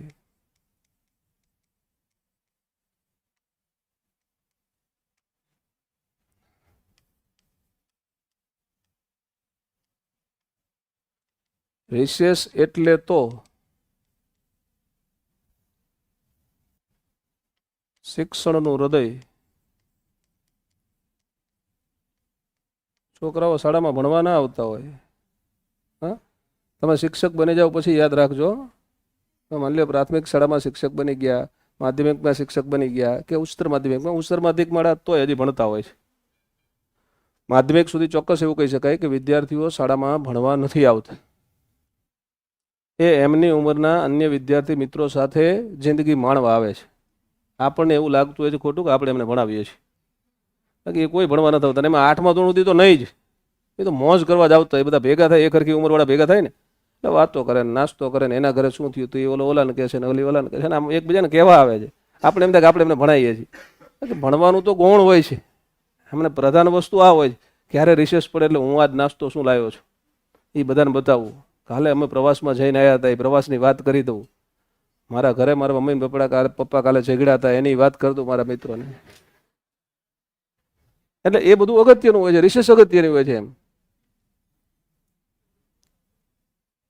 તો જો આપણે જોઈ લઈએ, કદાચ આમથી તમે નજર કરતી રહેવાની. આ બધું જે છે ને, આ આપણે જે પોઈન્ટ લખીએ ને એ પોઈન્ટ છેલ્લા પેજ ઉપર લખવા, એની ઉપર લખી નાખવાનું. રફ કામ આવું ઉપર લખી દેવાનું અને પછી લખવાનું આખા પેજમાં. પછી માની લો તમે પત્ર લખવાનું શરૂ કરો ત્યારે તમારે 5 લાઈન લખવી છે, 5 શબ્દ લખવા છે. એના આધારે તમે પત્રની અંદર લખાણ કરવાના છો. ચર્ચા પત્રમાં 5 લાઈન લખવી છે. તમે આખું પેજ છે એ રફ કામમાં વાપરી શકો છો, પૂરેપૂરું પાછળનું પેજ. જરૂર પડે તો એનાથી આગળના પેજમાં પછી આવી શકો છો. ઉપર રફકામ લખી નાખવાનું, એટલે પેપર ચેકર ત્યાં પહોંચે એટલે ખબર પડી જાય. નહીંતર છેલ્લે પૂરું થઈ જાય ને પછી રફકામ ઉપર એક લીટી મારી દેવાની, આડી લીટી મારી દેવાની, એટલે તમને ખબર પડે કે આને ચેક કરવાનું આ રફકામ છે એમ. તો રિસેસ લખી નાખ્યું આપણે. મેદાનમાં તમે પહોંચી ગયા, વર્ગખંડમાં નાસ્તો કર્યો એ લખ્યું, નાસ્તો એ લખ્યું. મધ્યાહન ભોજન નથી લખ્યું, મધ્યાહન ભોજન લખી દઈએ. દરેક તહેવારમાં તમે અલગ અલગ રમતો, દરેક ઋતુની અંદર તમે અલગ અલગ રમતો લખતા હતા એ લખી નાખીએ, એટલે મધ્યાહન ભોજનનો ઉલ્લેખ કરી દઈએ. મધ્યાહન ભોજન લગભગ તો શાળા છૂટવાના સમય હોય, પણ અમુક શાળાની અંદર બની શકે કે રિસેસના પ્રસંગે આપવામાં આવતું હોય. શાળા શરૂ થાય ત્યારે આપવામાં આવતું હોય. બપોરની શાળા હોય તમે શાળામાં પહોંચો ને ત્યારે પેલા મધ્યાહન ભોજન આપી દે અને પછી પ્રાર્થનામાં બેસવાનું એવું હોય.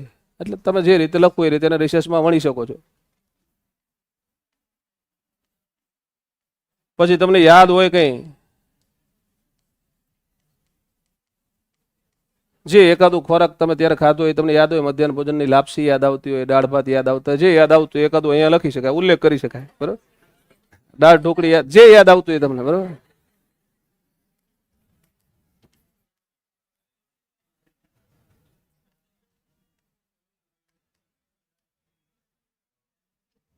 ચલો.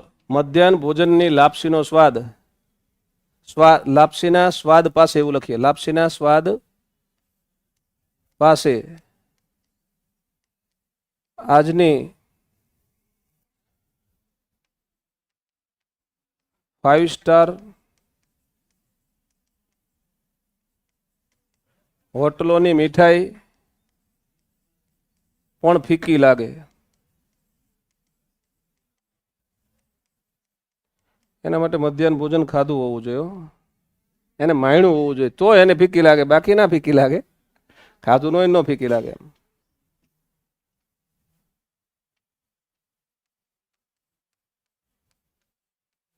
દરેક ઋતુમાં મેદાન કે વર્ગખંડમાં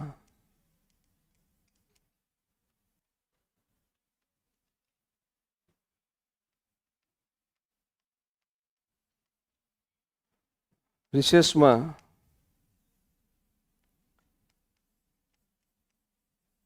માણેલી વિવિધ રમતો ની મોજ ભૂલવી શક્ય નથી.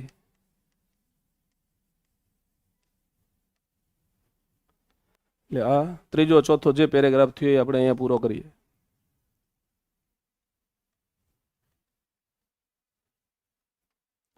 પછી હવે આપણે 5મો પેરેગ્રાફ લખો છો. 5મા પેરેગ્રાફમાં તમે વિશેષ એવું લખ્યું છે, શાળામાં જે કંઈ વિશેષ ઘટનાઓ બની હોય, તમે ભણ્યા હોય ત્યારની પ્રાથમિક શાળાની તમને વિશેષ જે કંઈ યાદ આવે,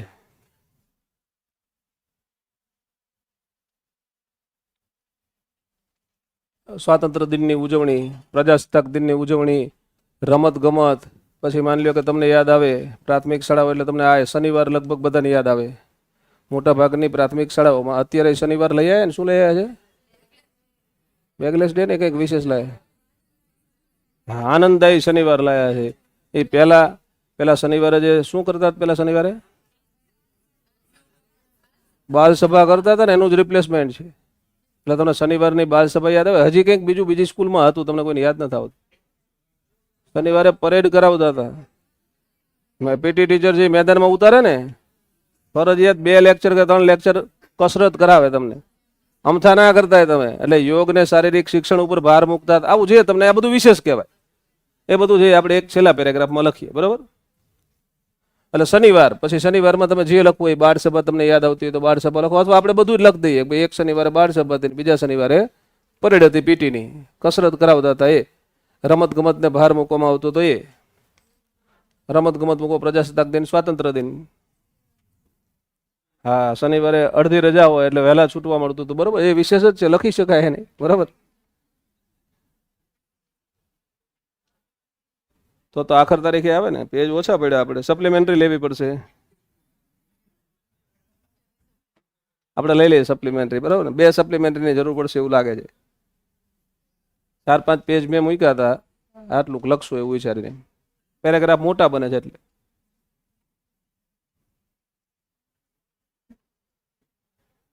ધીમું પડી ગયું છે, હેંગ થઈ ગયું છે, બહુ ઝાઝી માહિતી, ડેટા ઝાઝો ભરાઈ ગયો છે.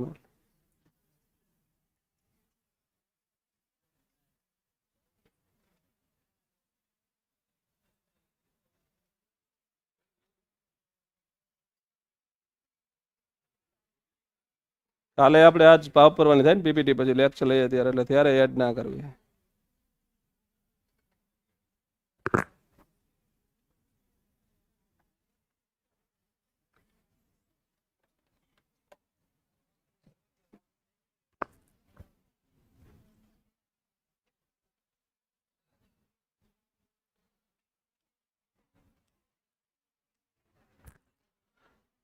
ચલો હવે છેલ્લો પેરેગ્રાફ, એટલે છેલ્લેથી બીજો પેરેગ્રાફ, આના પછી ઉપસંહારનો નાનો પેરેગ્રાફ લખીશું આપણે.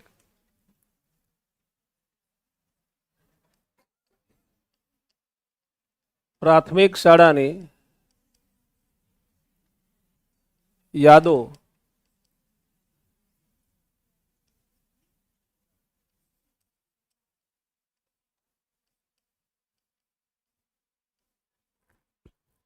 સોનેરી અને અવિસ્મરણીય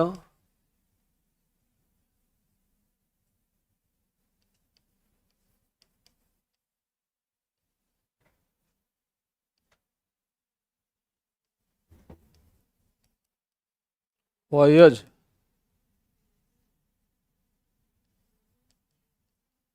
જેટલું લખીએ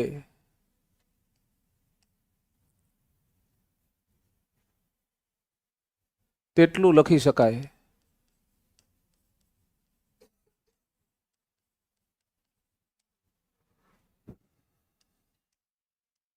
સ્વાતંત્ર્ય દિન,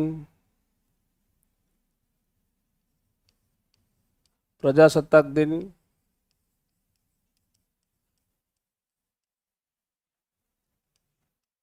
તેમજ વિવિધ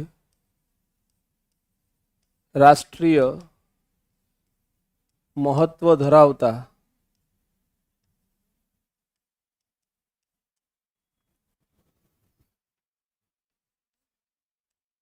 પ્રસંગોની ઉજવણી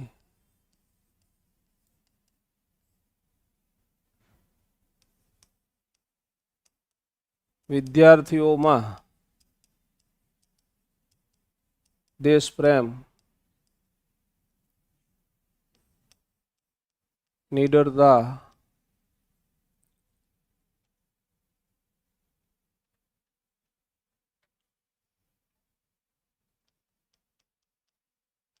ગંભીરતા જેવા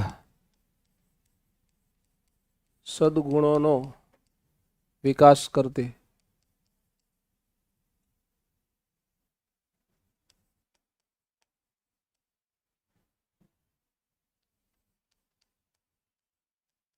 શનિવારને કેમ ભૂલવો?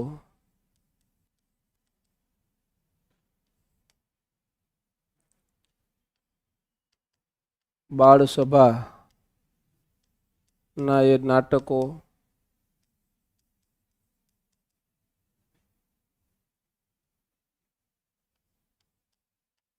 ગીતો અમારા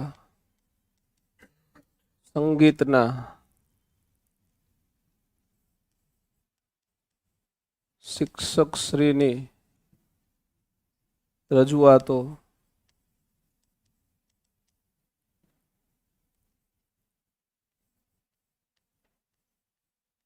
પીટી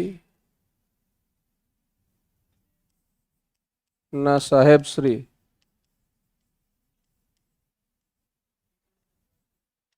સાહેબશ્રીની યશોટી તેમના દ્વારા બીજા અને ચોથા શનિવારે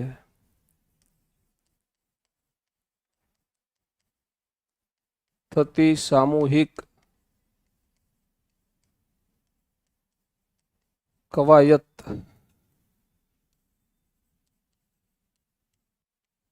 આજે પણ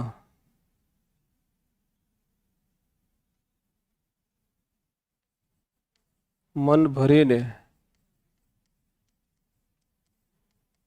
માણવી ગમે તેવી રહેતી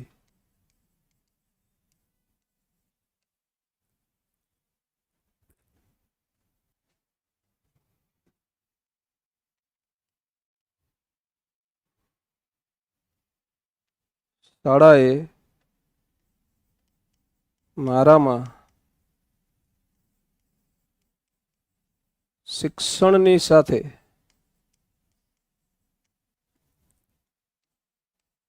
સુમધુર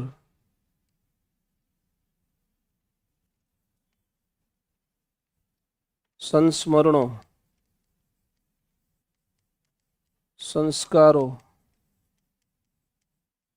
તેમજ મૂલ્યોનું સિંચન કર્યું છે.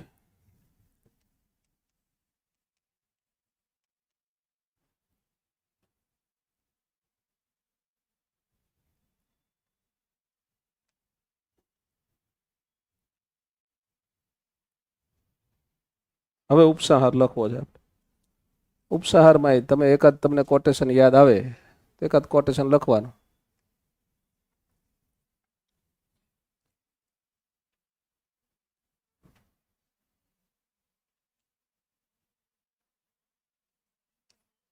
सा विद्या या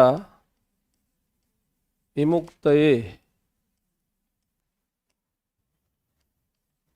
आ युक्ति ने पंक्ति ने એવું લખીએ આ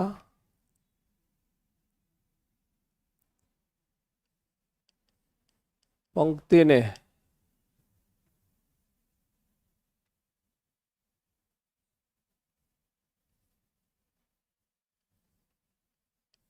ચરિતાર્થ કરતું મારી પ્રાથમિક શાળાનું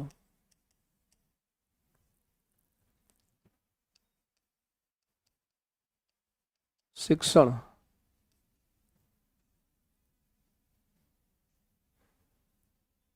એ મારા જીવન ઘડતરનું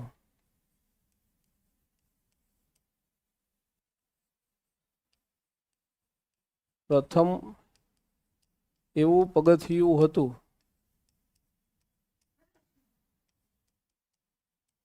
કે જેને યાદ કરતા આજે પણ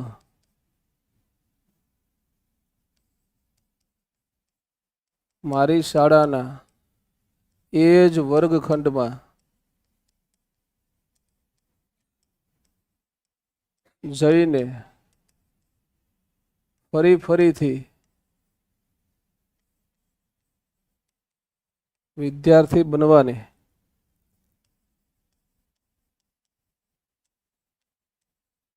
ઈચ્છા થાય છે.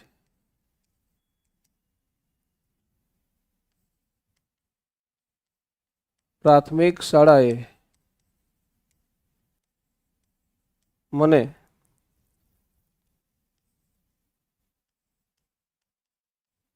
સાચી અને શ્રેષ્ઠ કેળવણી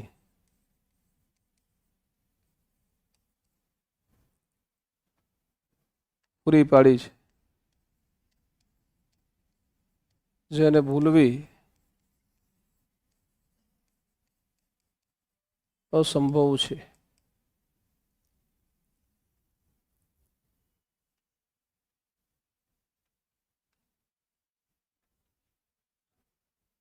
આપણો નિબંધ પૂરો થઈ ગયો. તમારી જેટલી લેન્થ જોઈએ એટલી લેન્થ થઈ ગઈ છે. તમે તમારી રીતે અંદાજ કરી લ્યો કેટલાક શબ્દો થયા છે.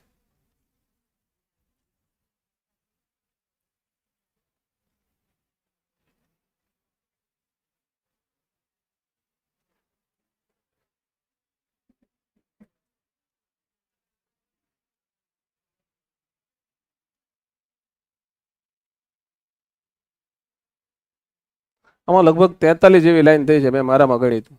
અંદાજે કેટલી લાઈન થઈ છે? 43. જો 10 વાળી ગણીએ 430 શબ્દો છે. 9 વાળી ગણીએ તો 9 ચોક 36, 9 તરી 27, તો એ 380 ની આસપાસ શબ્દો છે. એટલા શબ્દોમાં આપણો નિબંધ લખવાનો હોય. તો 300 શબ્દોમાં લખવાનો હોય. લખતા આવડશે? ફાવશે બધાને? શું કરીશું આપણે? વર્ણનાત્મક નિબંધ કોઈ પણ લખવાનો હોય, વર્ણનાત્મક નહીં, કોઈ પણ નિબંધ હોય, નિબંધ લેખન આવે એટલે સૌથી પહેલા બ્રેન સ્ટોર્મિંગ કરવું પડે. 5 મિનિટ કાઢવાની. 5 મિનિટ કાઢીને મુદ્દા નોંધી લેવાના, પોઈન્ટ નોંધી લેવાના. કેટલા ફકરા લખવા છે પહેલા નક્કી કરવા. કોઈ પણ મેટર વિશે લખવું છે, કેટલા ફકરા લખવા છે. પ્રસ્તાવના તો લખવાની જ છે, ઉપસંહાર તો લખવાનો જ છે. વચ્ચે પેરેગ્રાફ કેમ પાડશું એ નક્કી કરવાનું. સાહેબ મારે 4 બાબત લખવી છે, 5 બાબત લખવી છે, 5 ફકરા. 3 બાબત લખવી છે, 3 ફકરા. 3 લખો છો તો એમાં પછી વધારે શબ્દો આવવાના છે. 5 લખો છો તેમાં ઓછા શબ્દો આવવાના છે. ફકરા નક્કી કરી નાખવાના અને દરેક ફકરાની અંદર 2 2 4 4 5 5 7 7 તમને જેટલા શબ્દો યાદ આવે એ શબ્દો ત્યાં લખી લેવાના. એ શબ્દોને આધારે તમારા વાક્ય બનશે. અહીંયા જ આપણે તમારી પાસે એકાદ નિબંધ પાછો લખાવડાવીએ. હવે બીજું લખાય એવું છે ને તો આપણે એક બાકી રહ્યા એમાંથી બાકી શું કામ રાખીએ અને એમ હાલત તમારી પાસે પેન ઉપડવરાવીએ અને એક નિબંધ લખવા ફરજિયાત આપીએ છીએ અને ટાઈમ આપી દઉં છું. એટલા ટાઈમમાં જ બધા લખશું. આટલા લખ્યા ને આપણે મુદ્દા. જો આમાંથી આપણે કેટલા લખી દીધા સાહેબ? તમે અત્યારે લખ્યું આપણે શું? મારું પ્રાથમિક શાળાનું શિક્ષણ. યાદગાર પ્રવાસ તમે લખીને આવ્યા હતા. યાદગાર શાળા લખવાની જરૂર નથી કારણ કે પ્રાથમિક શાળાના શિક્ષણમાં યાદગાર શાળા આવી જ ગઈ. એમને એમ લખાઈ ગયું ને. બોલો શિયાળાની સવાર પાડવી છે કે નદી કિનારે વિતાવેલી એક સાંજ? તો તમે બધા અત્યારે જ લખો છો, હાલ જ લખો છો. એક પિન પેજ કાઢો બધા. તમને હું પોઈન્ટ જોતા હોય તો આપી દઉં, પહેલા આપી દઉં છું પણ લખાવડાવું છું તમારી પાસે. હા તમને એના અમુકને એમ થાય સાહેબ આ તો અઘરો નિબંધ આપ્યો એમ. તો નદી કિનારે વિતાવેલી એક સાંજમાં શું લખી શકાય હું તમને થોડા આઈડિયા આપી દઉં. તમારે લખવી જતો શિયાળાની સવારમાં શું લખાય એના આઈડિયા જોતા હોય તેના આઈડિયા આપીએ.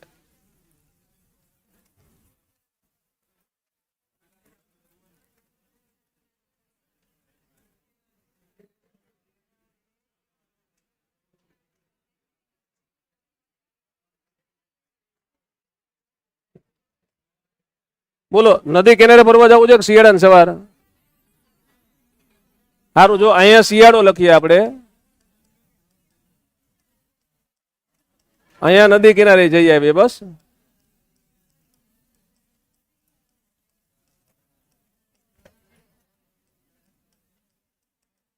હવે જો આ પ્રકારનો નિબંધ આવે, આ ઘટનાક્રમ છે.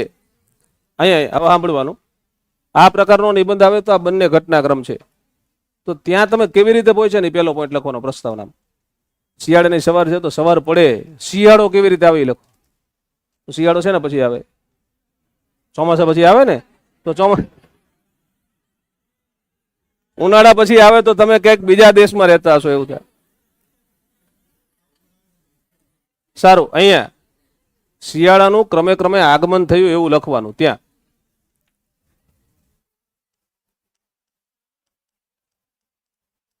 પછી તમે ઉઠો છો ત્યારે અથવા એ પહેલાની બધી પરિસ્થિતિ. શિયાળાની સવાર છે એટલે હજી તમે ઉઠો છો એવા સંજોગોએ આકાશમાં શું દેખાતું હોય, ઘરમાં કેવી પરિસ્થિતિ હોય, પક્ષીઓનો કલરવ તમને સંભળાતો હોય, આ બધી ત્યારની પરિસ્થિતિ જે પહેલા પેરેગ્રાફમાં લખવાની.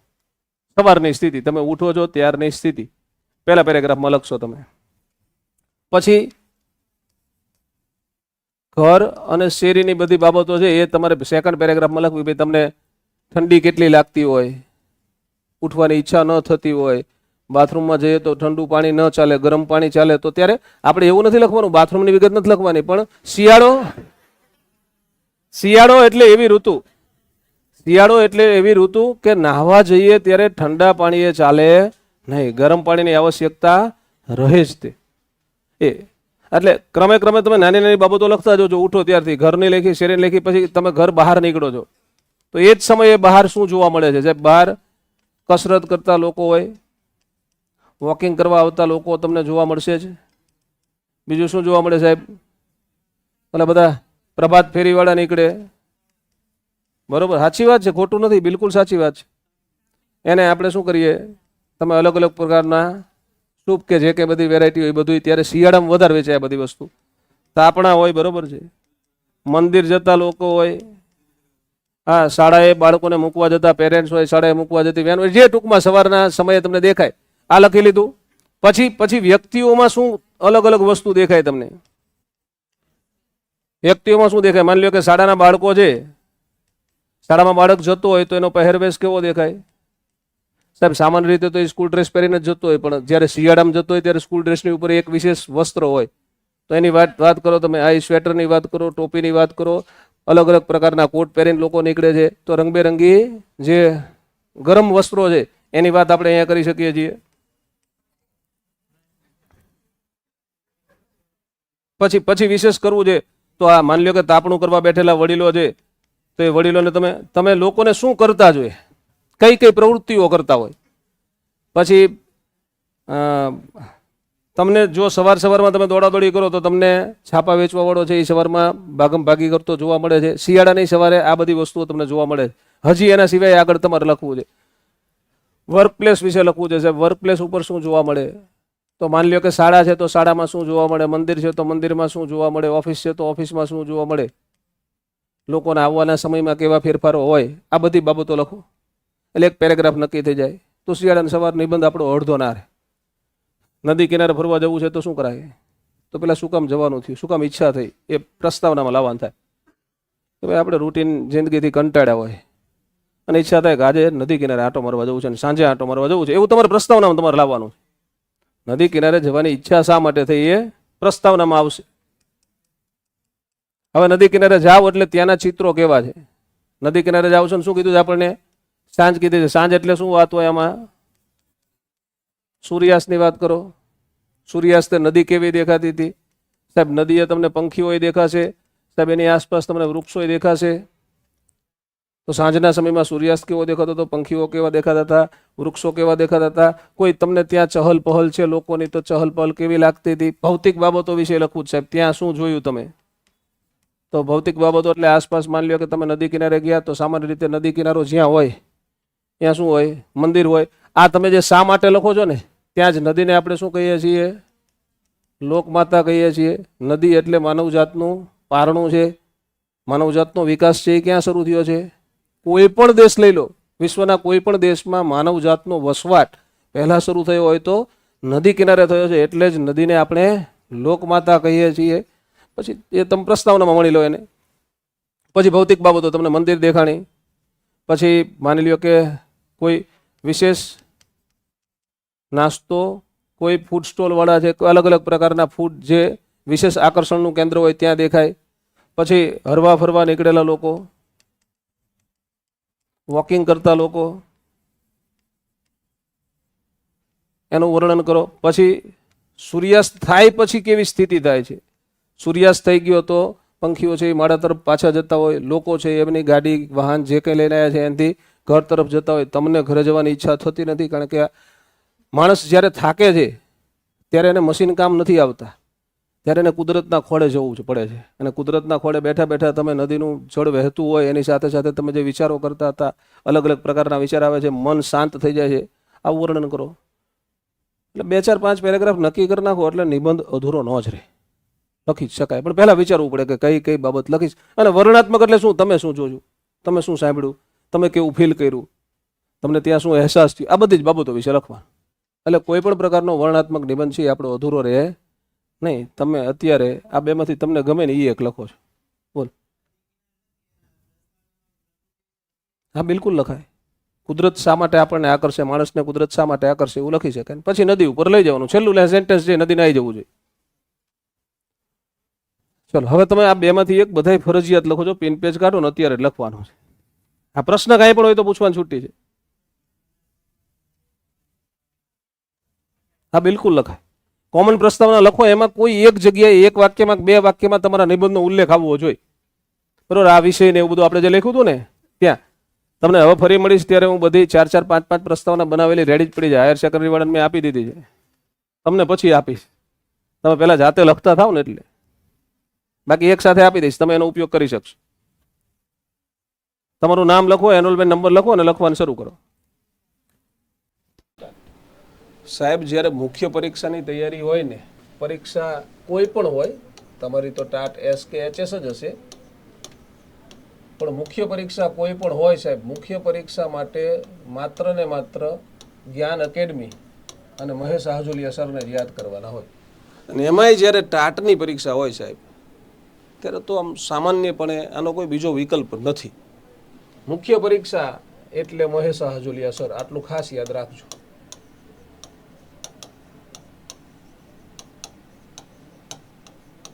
તમને 100% લખવાનો કોન્ફિડન્સ આવી જાય એવી રીતે ભણાવવાનું મારું કાયમ આયોજન હોય છે. આયોજન વગર ક્યારેય ઉતરવાનું નહીં, ખોટી વાતો કરવાની નહીં. શક્ય હોય એટલા વ્યાકરણ દોષનું નિવારણ મારા લેક્ચરમાં લગભગ થતું હશે. આ પ્રકારે તમારે સાહેબ મુખ્ય પરીક્ષાની તૈયારી કરવી છે. તમારે એસ આપવાની હોય કે એચએસ આપવાની હોય, એચએસની બેચમાં તો પ્રવેશ બંધ કરી દીધો છે. એસ માટે આપણે 8 તારીખથી નવી બેચ શરૂ કરવા જઈ રહ્યા છીએ. 8/5/2026 એનો સમય સાંજે 5 વાગ્યાનો હશે. ઓફલાઈન બેચ નવી શરૂ થાય છે. જે મિત્રોને એવું થતું હોય કે સાહેબ અમારે તમારી સાથે રૂબરૂ તમારી પાસે આવીને ભણવું છે, એ મિત્રો છે આ 2 નંબર ઉપર ફોન કરે. જે મિત્રોને સાહેબ ગાંધીનગર સુધી આવવાની અનુકૂળતા નથી તો ખરેખર એ તમારા દુર્ભાગ્ય છે હો. જે લોકોને ગાંધીનગર આવવા મળે છે એ બિલકુલ ભાગ્યશાળી છે. એની પાછળનું રીઝન છે મિત્રો કે આમાં પેપર ચેકિંગ અગત્યના હોય છે. તો તમારે ઓફલાઈન કોન્ટેક્ટ કરવો છે તો નંબર નોંધી લો 84 699 77 555 આપણો કોન્ટેક્ટ નંબર છે. બીજો નંબર નોંધી લો 89 803 77 555. આ ઓફલાઈન જ્ઞાન એકેડમી ગાંધીનગરના કોન્ટેક્ટ નંબર છે, જ્ઞાન એકેડમીના. અને જે મિત્રોને સાહેબ ઓનલાઈન રેકોર્ડેડ બેચ લેવાની અનુકૂળતા છે એમને જ્ઞાન એકેડમી ઓનલાઈન આ આપણી એપ્લિકેશન છે એ ડાઉનલોડ કરી લેવાની. આ નંબર ઉપર ફોન કરવાનો 87 582 77 555 અને 87 583 77 555. તમારી સફળતા તમારા હાથમાં છે જો તમે જ્ઞાન એકેડમીની સાથે છો.